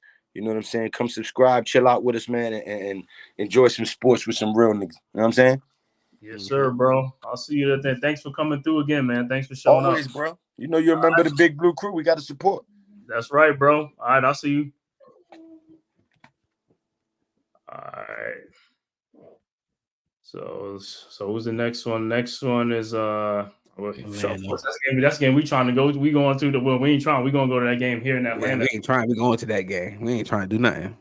That's the dub. That's always the dub, you know what I'm saying? Because Atlanta, in the offseason, they got rid of DeJounte Murray. That was a big what you call it for him, you know what I'm saying? I thought he added to him, and that took a big thing from them when they got rid of DeJounte Murray, traded him and stuff like that. And they really ain't add nobody else though. Yeah, I don't think they got back equal talent for him.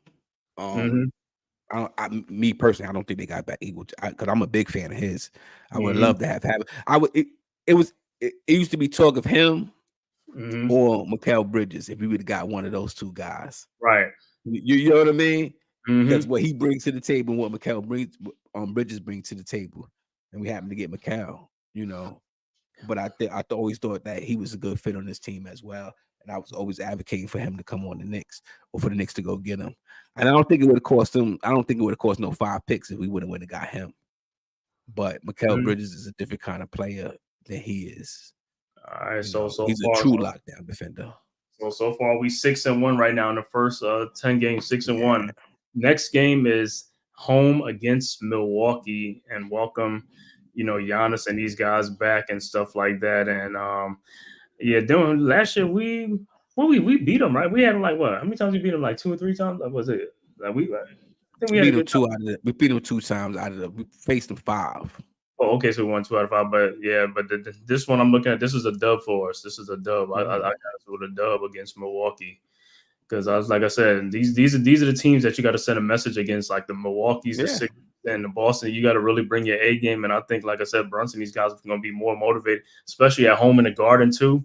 Yeah, we got this one, man. That's 7-1 right there. Next up, Indiana at Indiana.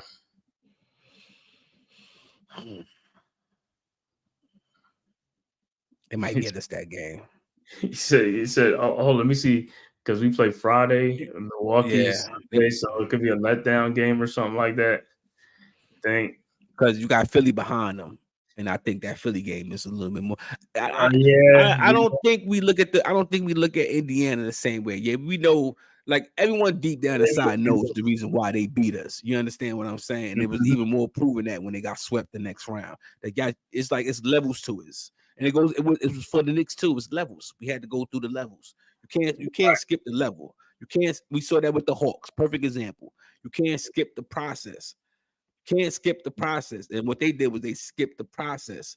You know, it don't work that way because what happens is now this year coming in, you're not gonna be the same team because teams are gonna even play them differently now. Teams is gonna play them differently, just like the Hawks. When the Hawks skipped the process, went on, they went to the Eastern Conference Finals. They never was the same team. They never was the same team, you know. And it almost happened to the Knicks when we skipped the process when we went to the playoffs. The first year we had Tibbs, and we went out there. We signed Fournier and Kemba Walker and all them guys. You know, we tried to skip the process, and you see what happened. The next year we didn't make the playoffs. It's levels to this, Escort. It's levels, baby. Of course. Hey, I understand, man. I feel the same way too, man. So that means we're gonna be 7-2. That's 7-2. I mean, because Pacers is a loss, and then the last game and the Sixers at Philadelphia. So we back to back at Philadelphia. We'll get there. That's the first game right there that they really gonna bring their, because they playing us is like they're gonna be healthy. We're gonna be healthy. That's when they want to send a message too with Philadelphia. That's gonna be an all out drag out fight, but I expect us to win that game too. I expect us to win. I expect us to win that game because of chemistry issues with them. What's that? How many games? What's that? The 10th game of the season? You said they still gonna have work to do. You know what I mean? Us, we don't have any work to do. It's like our players is plug and play players. You know what I mean? Like, you know, when you go look at the house, they got what they call turnkey shit that is ready. You know what I mean? It's ready for you to move right on in. And that's how our team is. You gotta you bringing in Paul George. You understand what I'm saying? You bringing in another superstar to add on to 2 all-stars and 1 superstar. You understand what I'm saying? That's going to take some work. That's going to take some work. Yeah, OG can guard him. Yeah, he can guard him from time to time, man. He's like, depending on if Mitch is in foul trouble or Mitch is, you know what I'm saying? But yeah, and OG, man, like I said, that dude can guard 1 through 5, man. So you saw it last year in the playoffs and stuff like that, man. Like I said, hopefully this season can come back really healthy, man, because I think he left with a hamstring. That hamstrings are real tricky. That's the only thing with them hamstrings, man. They tricky. And once you get them, it's almost like they're like a sprained ankle. Once you get them, it's like, hey, it's to re-aggravate them, and, it is. Some roll through the next 10, you know what I'm saying? These early ones look like, we got Brooklyn back-to-back. Brooklyn back-to-back. Look at this. Look at after that. You got Chicago. In New York. Brooklyn. Oh yeah, right? I forgot. Who did DeMar DeRozan go to? Who he went to? He went to Sacramento. He went to the Kings. He went to the Kings, right? He got traded to the Kings. And Harrison Barnes left and went to San Antonio. Yeah, he went to the Spurs. So Chicago really trying to do something. Trying to do something. Yeah, Chicago didn't add nobody to their roster. No, they done. Yeah, so look at that. You got now. I'm just saying, if you want to win 60 games, Escort, these games. See, people may say like, oh, now we got him at. If you got him at let's say we got him at 8-2 or whatever, starting the season out, and then winning the next couple of games, right? So now if you got him at 8-2, go in Chicago, win. Go in Brooklyn, win. Brooklyn again, win. Washington, win. Those 2 are in New York. Those 2 games are in New York. The Brooklyn game, they had Madison Square Garden, both of them back to back at Madison Square Garden. I mean, it don't matter where we play them at. You know that. Brooklyn that's Madison Square Garden too. That's MSG too, right? Yeah. I mean, it don't matter. I've been in the Barclays. 3 times for games. I've been there. He said, "Trust me." Yeah. Yeah. Okay. So those 3 games right there. Those are the gimme games. Those are games we got to get advantage of those games. Then you got Phoenix. Look, then you got Phoenix down there, Asgard. It's like, come on, man. What we doing here? Okay, after the 2 Brooklyn games in New York, then you got Washington. That's another one. That's another gimme game because Washington, they rebuilding.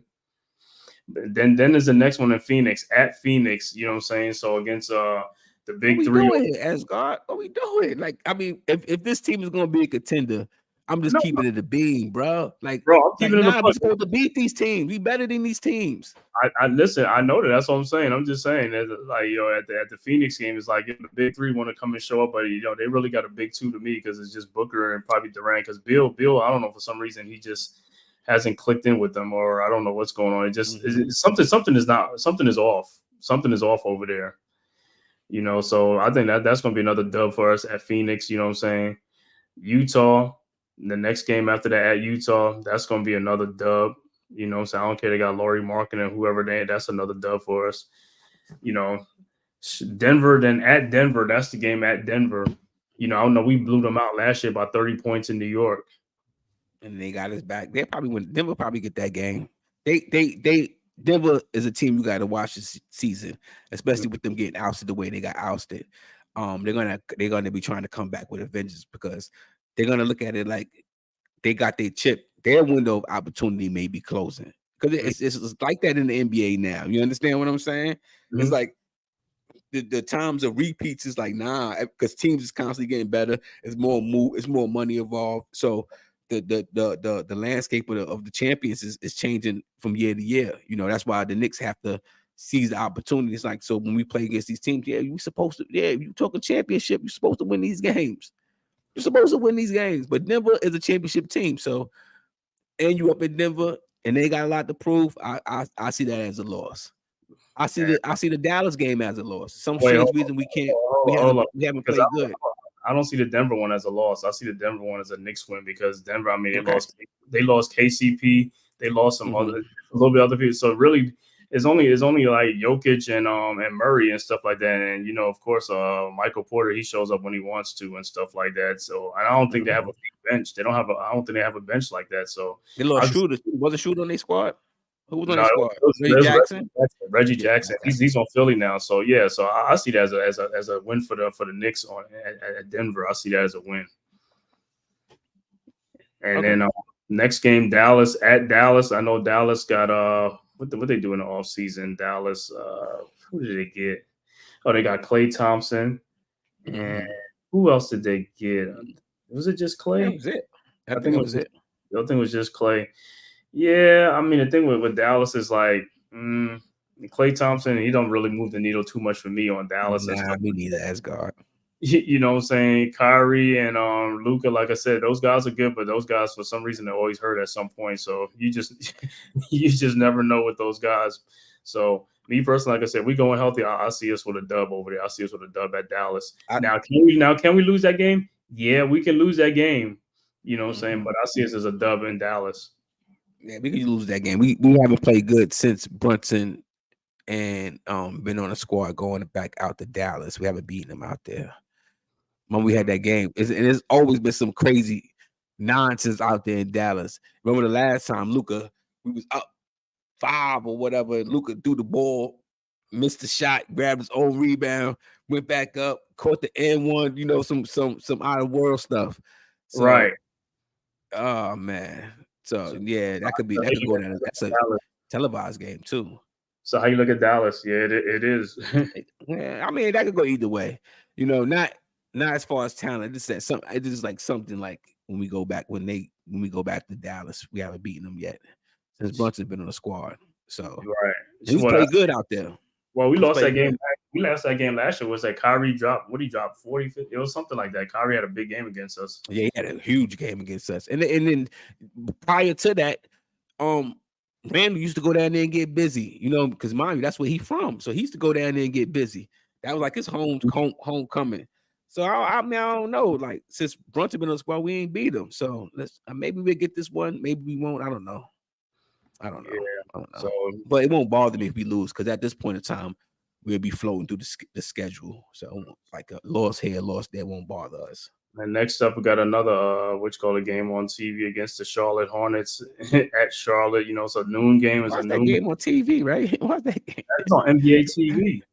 So look, you put that game on NBA TV, and then we play New Orleans with Zion. And you don't put that game on. Right. Make it make sense. Right. Make it make sense. That Charlotte game is definitely a dub. That's definitely a dub right there on Charlotte. You know, the next game, New Orleans down. That's a game that's like, you know, they got a little squad over there. You know what I'm saying? They got DeJounte Murray on there now. If them guys are healthy, you know, got Zion, you know, Brandon Ingram, you know, McCollum. You know what I'm saying? I don't know who they center. We at home. No, that game. You know what? Yeah, they visit us. They come. It's in New York. Yeah, they come to New York. So it's in the Garden. So say it like this: if you consider yourself a contender, you're supposed to win games. I'm sorry, we're supposed to beat the team. I totally agree, man. Like Boston did it last year. Boston beat the team they were supposed to beat. Like that was it. They did it. They won 60 games. So if you getting that dub right there, like look at that first 20 games, man. It looked like we're gonna be like 18-2 or 17-3, somewhere around there. Man, I give it what some. we- It could be 16-4. It finished 16-4. Right. Well, 16-4 is like, yo, that's great out the gates for your first 20 games. You know what I'm saying? That's what you got to do a lot. In order to win 60 games, you got to win like at least 15, 16, at least 20 games, 17 games out of 20. Like 4 parts to it, depending on how your season going and stuff like that. And like I said, if these guys can stay healthy, of course, like I always say, injuries is part of the game. So, I get it. You know what I'm saying? But if we healthy, man, like I said, I ain't even worried about none of these other, teams and stuff like that, man. It's always going to depend on us, what we have to do, what is going to happen with us. You know what I'm saying? Because we deep. A lot of teams that we're going to play, they might have a good starting 5, but a lot of them got a bad benches. Their benches are weak. And that's where we're going to get them at, those and then the bench. And that's what teams don't, when they play us, it's like we're deep. Some other teams, they have a good starters, but they have no bench. And that's where they lose games at. Yeah, you're right. So going into the season, like I said, man, I feel like we can win 60-some games. Like I said, we could battle Boston for that number 1 in the Atlantic Division, you know what I'm saying, and possibly win the Atlantic Division for the first time, which guess what? If we win it, it's not going to surprise me at all because, like I said, we're building this team the right way. We're building this team with depth. We're building this team to contend, man. So, hey, if you want to be a contender, you got to beat the best. You know what I'm saying? You got to play against the best and beat the best. You know what I'm saying? So we're going to be right there with Boston. I know a lot of people say, oh, they beat you like 3-4 times last year. It's like, yeah, but we didn't see them at full strength. And, yeah, early in the season, Boston ain't going to be at full strength either because KP ain't going to be there for a minute. At least the first quarter part of the season, right? Right. He's going to miss like the first quarter of the season and stuff like that. So we really going to get to see Boston like in the middle of the season, towards the end of the season when we really play them. And both teams have full strength, then we really could get to see what can happen. But even still, like I said, playing Boston in a playoff series and stuff like that, I'm not worried about those guys, man. You know what I'm saying? The only thing I'm worried about, the only thing that's going to stop us is health. You know what I'm saying? So I ain't worried about it. Boston, Philly, Milwaukee. Those are going to be the other top teams right there. Out west, they're going to do their thing out west. They're going to take care of themselves out there. You know what I'm saying? But how you see as the West? Like, who is the top contenders in the West that you see in the West? Minnesota.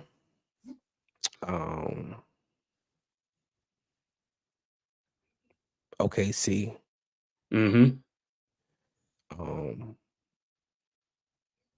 See, probably Dallas probably going to be right there. They probably going to be more consistent than they was last year. Right. They know they're going to have to be. I also see New Orleans right there. So probably like the New Orleans, probably like that 4th seed or something like that. A sleeper team in the West. Wow. Because I after that, it's just going to be like the Lakers trying to compete, Sacramento, the teams like that, they're going to be bouncing all around. Huh? You thinking about that one team with Ja Morant back with Memphis? Yeah, them too. So consider them one of the teams. I don't consider them as a top 5 team, top 4 team, I should say. Right. But I can see them being the 5th seed. Right. And it's just like that. It's like that in the East. But the sleeper team would be, for me, probably in the West Coast, will probably be the Rockets. What's good, NYG? Oh yeah, the Rockets. That's you're right. Rockets are a team. The Rockets. Yeah, they're coming, and they look all right. They look all right. Yeah, I think to me it's like it is the Rockets, and like I said, for me it's just Memphis, man. For some reason, if Ja Morant gets his head straight and gets back in the game, because like I said, they basically got the same team that they had before when he left out with Desmond Bain, saying Jaren Jackson, Clark and stuff like that.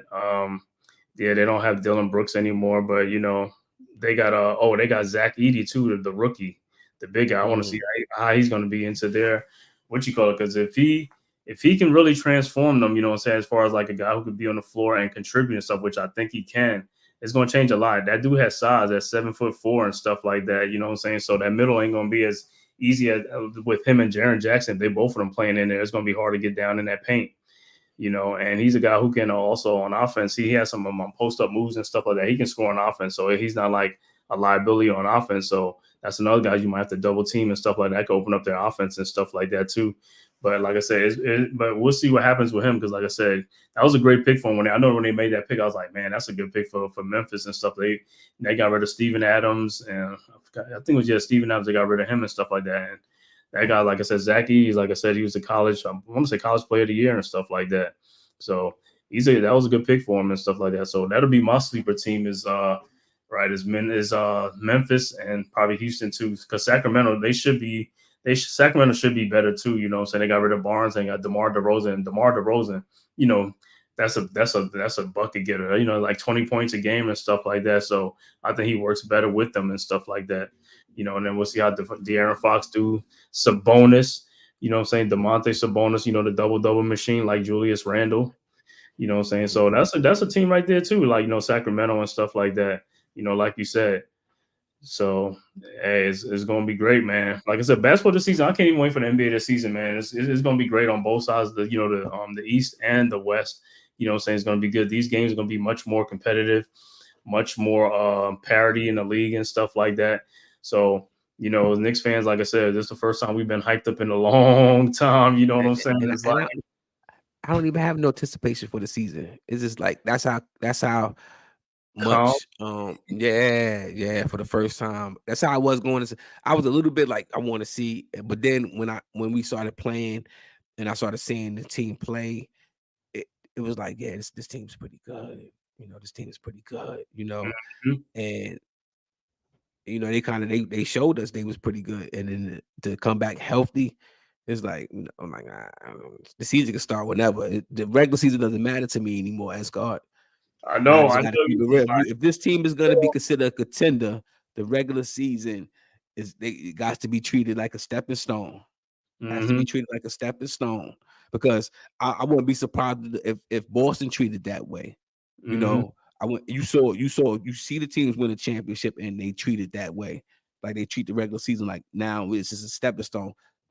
Players get more rest. You know, teams just take a bunch of nights off. They not worried about where they're seating at. You understand? All they worried about is like getting to the playoffs. Let's go get this chip. So, my boy only got a question. He said, "You a Yankee fan?" He got the absolutely. Hell yeah. You got that Yankee fan. Now I got it on. I got a tattoo of the Yankees. I got a Yankee cap. That's my signature. I got the Yankee cap tatted on my arm right here. Right there. There you go, bro. He said Yankee to the bone, you know what I'm saying? Yankee to the bone. Yankee Knicks big talk, you know what I'm saying? But yeah, man. Hey, I feel the same way too, man. As far as like I said with the Knicks, is like, yo, like I said, sometimes, like I said, fans, when your team is kind of supposedly good, you don't worry too much of regular season. You want to worry about the postseason, because you want to see how these guys really going to perform in the postseason. Yeah. You know, that's where it's at. You know what I'm saying? You know what that saying say? Heroes are made in the regular season, but legends are made in the postseason. So I always say, man, hey, in the postseason, I'm looking for the Derek Jeters, man. I'm not looking for the A-Rods. I'm looking for the Derek Jeters. You know what I'm saying? I need guys that's gonna step up in the big moments when it counts. You know what I'm saying? Because hey, we already know we already fucking know Brunson. You gonna be ready to play and stuff, man. So it's gonna be. Yeah, who else you need to see something from? I mean, we done saw it from everybody, Asgard. I mean, you saw it. What do you need to see in the playoffs outside of cats being healthy, right? I know people with the first name and like, Randall, what he gonna do in the playoffs? Like, nah, it's a different team. He can't. He's not the focal point of what he had to be when he had to be the focal point. He's not. It's not that same team no more. Right. It's a different team. So you know what, Mikal Bridges, he went to the finals. This dude he's been on the finals team. So you know how he performs in the playoff. Right. You know how Dante, he got a chip. Right. OG got a chip. See what I'm saying? So you know these guys is all playoff ready. Like regular season, let's get up out of here. Let's go straight to the, you know. And the thing, but you can't skip the process. You know, when I was talking about skipping the process, you can't skip the process. So you still got to go to the regular season. You still got to go play. But you need to go out there, and if you're gonna be a championship contending team or compete for a title, them games that we're talking about, you're supposed to win. Of course, it's no other way to pit it. All them those teams you're supposed to beat. Right, all them gimme games is like, yo, you can't take no night off. You gotta win those games, man. Because like I said, those games mean like I said, yeah, you could get the first seed, but really and truly, if your team is deep and also you don't care about the first or the second seed, you know what I'm saying? You can, because it's like you just want to get in the playoffs and stuff like that. Yeah, you want some home court, you know what I'm saying? Yeah, you want the home court, but hey, if you positive in your team, you confident in your team, it's like, hey, we gonna do whatever we need to do, man. You know, teams don't want to see us, and that's the thing. That's how you're gonna figure like you get to the playoffs. Teams don't want to see us. You know, like I said, there's a lot of teams that got good starters, but they don't have a bench. And if they do have a bench, it's not really that good. You know what I'm saying? It's like they trying to get more bench help. You know what I'm saying? So with us, it's like we got a lot of depth now. We got guys who's playing in the playoffs last year, like Hearthstone said, it's like guys was backups. Those were our backups that was playing, that was starting, and you know, in the playoffs. Hartenstein, Josh Hart, DiVincenzo, all these guys, you know what I'm saying? Precious Achua was starting games. It's like that. We was run out of bodies. You know what I'm saying? We was running out of, it was like an infirmary around here. You know what I'm saying? So, hey, man, I'm ready for the season, man. Ready to get started and things like that, man. You know what I'm saying? So, I was going to say, any final words you want to say as far as like, you know, the Knicks and stuff like that? And also, it's like, you know, what you want to be able to, because you got guys in the chat and stuff like, he was asking questions like, you know what I'm saying? And like, you know, you got your own channel, things like that. And, you know, what you're doing and stuff like that. If you just want to answer that and stuff like that, you know? Yeah, we chilling. Well, YL chilling right now. Right. Chilling. So we see what this upcoming season brings. Got a lot of ideas for the channel. So we'll see what this upcoming season brings. But don't be alarmed. My words to the Knicks fans. Like, don't be alarmed with losing Hartenstein. You know, don't be alarmed. It's the reason why bench players are bench players. Always keep that in mind. You know, so don't worry about Josh Hart going to the bench. Don't worry about Dante going to the bench. Those is bench players. But that is going to show you the level of talent of this team. And that's the reason why the Knicks made the move that they made. If they felt them guys were starters, you don't go and sign OG to a $250 million contract. If they felt them guys were starters, you don't go trade for Mikal Bridges and give up 5 first-round picks. So understand the dynamic of how what the management even look at those 2 guys, 3 guys, you know, because I'm quite sure the Knicks probably could have did something if they really, really, really, really wanted Hartenstein. You know, they offered him what they could offer him. They said, that's all we can offer you. That's all we can offer you.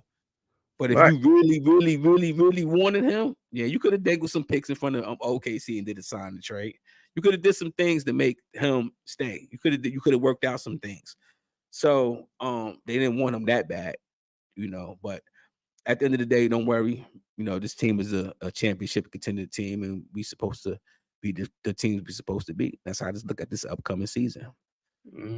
And also, only time will tell. Only time will tell. NYG's Knicks need more front size in the front court. That's my main question with Knicks. Yeah, I know. I mean, with losing the heart and sounds like that, but you know, like I said, during the season, you know, you can make trades and things like that. You just never know who name's going to become available and things like that. You know what I'm saying? But if Mitch can stay healthy for the most part, we be all right. You know what I'm saying? And if Jericho can develop back there, you know what I'm saying, and stuff like that, you know, and also, you know, during the season, it could be like I said, somebody could become available and they can just go make a trade for him and get him and stuff like that, because that's what always happens anyway. You know, guys, if they really need something or they see a play that they really want and try and need, they'll go get it, because the Knicks do have the pieces to make it happen anyway. You got draft picks and stuff like that, which teams want, you know, so it's like, we'll be all right, man. You know what I'm saying? It's Ezekiel. What's going on, my boy? He's in the Giants and Texans game up next. Yeah, we're gonna be watching that, man. So I'll be on the channel with my boys and stuff like that, streaming that, man. You know, he's a Texas man. I think we got enough size, though. Our team got bigger the minute we traded for Mikal Bridges and putting him at the 2 guard. It got bigger. And then you got OG at the small forward. Then you got Randall at the power forward. Then you got Mitch at the 5. So the team is pretty well rounded. Then you got a bunch of guys you got a bunch of ball players. That's the thing with this Knicks team. You got ball players. You got guys that go out there and know how to play, know what it takes to win a basketball game. Dante, he can't get all the rebounds, but he goes down there and follows his shots to grab rebounds. The reason why he doesn't get the rebounds is because he's out on the 3-point range, on the 3-point line, like where he's supposed to be at. So, but these guys all rebounders, all passers, they all slashers. You know what I mean? They all play the game. He said Jericho's gonna be starting probably in the beginning of the season, and Mitch is out. Yeah, but probably that's what's gonna happen. Probably. Yeah. So But, but that's even better for Jericho though. That give him more experience in yeah. the game. You know what I'm saying? Because most of those first 10 games are gonna be against quality teams, playoff teams. So that's a great for him. It ain't gonna be against no softies or anything like that. It's gonna be against playoff contending teams. So that's good experience for him. You know what I'm saying? So that'll help us out even better. You know what I'm saying? And that helped us out in the playoff with all those guys who was playing last year as starters when they was backups. That's more game experience. They got so much experience playing in that playoffs, man.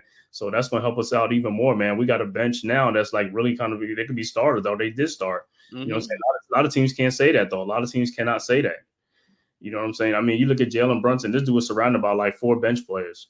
Who does that, man? Where they do that at? You know what I'm saying? And still carry a team. You know what I'm saying? So it's like, yo, that only helps us. That's what I say the playoff did more good for us than it did bad. It did more good for the Knicks as an organization. It got those guys more playoff experience. Deuce McBride played a lot in the playoffs too. So it was like he's coming back with more experience. And so that's going to help out even more, man. So yeah, the thing with Mitch being out, he might not be ready for the beginning of the season, which I think he will be, you know what I'm saying? But even if he is, if not ready and stuff like that, I mean, go with Jericho, and then if they get pressures and they got pressures to chew, so or they could decide to get somebody too, that's fine, you know what I'm saying?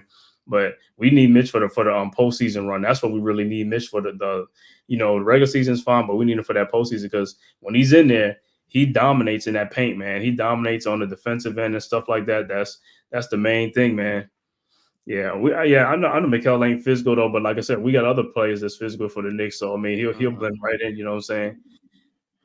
Yeah, I guess not just size, but if it's kind of supposed to be, yeah. Because to me, Mikal more like he's more of like a how can I say it? Like a I ain't gonna say finesse player and stuff like that. But we don't need him to be physical, you know what I'm saying? As far as he can shoot jump shots and stuff like that. Yeah, I know he ain't really posting people up and stuff like that. So we got other people to do that and stuff like that. He just needed, like I said, he's a fourth option, third, fourth, depending at some points and stuff like that. So we just need him just to play his little role and stuff like that. You know, I think in the past, I was like Knicks, we Knicks fans was like, you know, like the guys we got now, we were like that other team where the guy came to our team, he had to be the star player, even though he was like the third or fourth option on the team. You know, nowadays it's like we got guys who like we need him to be that third, fourth, fifth option or whatever. You know what I'm saying? And he doesn't demand the ball and all stuff. So that's a great thing. He could play without the ball.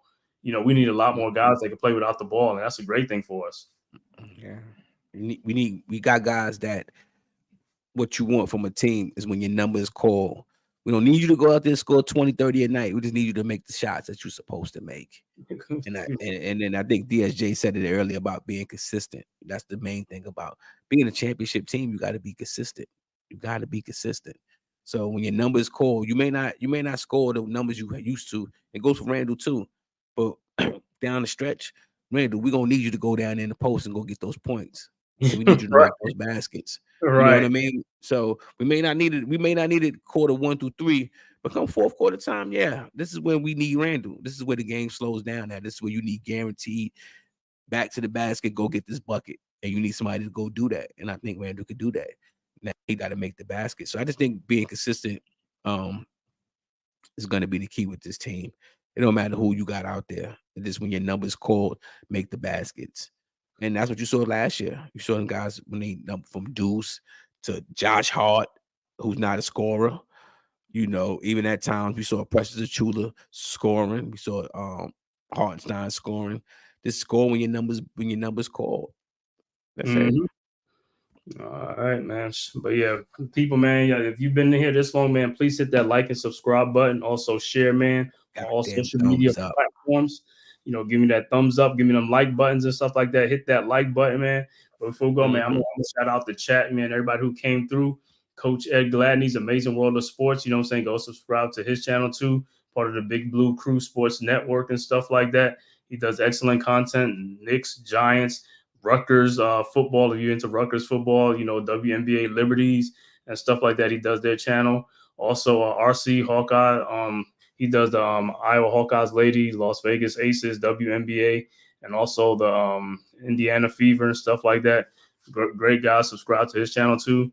My boy DSJ, thank you for coming through, showing love. Neymar, you know, who else? We got Mosley came through. G Money came through. Salute G Money. Who else? What is this about? Nostalgic Nick, he came through too. Thank you for showing up, bro. Hit that like and subscribe button. And also my boy NYG, you know what I'm saying, from the Big Blue Crew Sports Network. Please go show him some love. Unpopular Opinion Sports, you know what I'm saying. And also it's Shaquille, Houston Texans fans, you know what I'm saying. He came through and stuff like that because we playing the Texans today. So he came through ready for the game. What's up? You know what I'm saying? But like I said, man, please hit that like and subscribe button. Also share, man. Also go subscribe to everybody, the Big Blue Crew Sports Network. You know what I'm saying? Big Pat Sports Talk. G Nation Inside Sports came through. Thanks for him for tapping in today. Big Lou from G Nation Inside Sports. Also, my man Heartstorm Media came through for a little bit, talking Knicks basketball and stuff like that. Go subscribe to his channel too, you know. And big shout out to my man right here, right, my man Big L, Worldwide L. You know what I'm saying, my boy right here. Like I said, we're gonna be hitting them Knicks games and stuff like that with the Hawks. You already know how it go, bro. You know what I'm saying? So they'll be able to catch up with us and catch up with you. And like I said, I should be on here probably within another hour because I'm going to probably go over there and stream with them guys to do the Giants and the Texans game and stuff like that. So until next time, man, we'll see you, man. You know, thanks for coming through and tapping in with us, man. No doubt, bro. All right. Who's got the rocket launcher? I say we blow it up. Now fire that thing.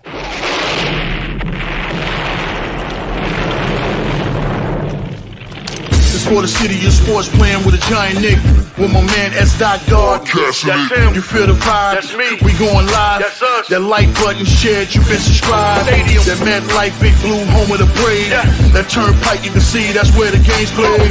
NFL one day, then it's the NBA. Madison Square Garden, that's where the Knicks play. This that NY Logan, no it don't get broken. Legalize mean this shit smoking. I'm on topic, dropping another episode. The game winner, trade, maybe a field goal. Everybody right now doing the wave. You tune in the show called TheMan-Cave. I see the chat, they always doing their thing.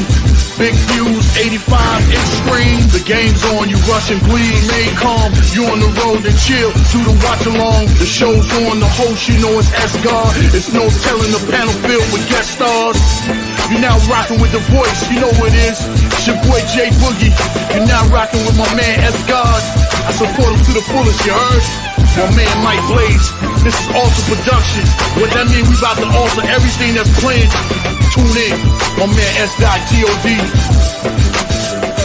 Support the show. Subscribe, share it.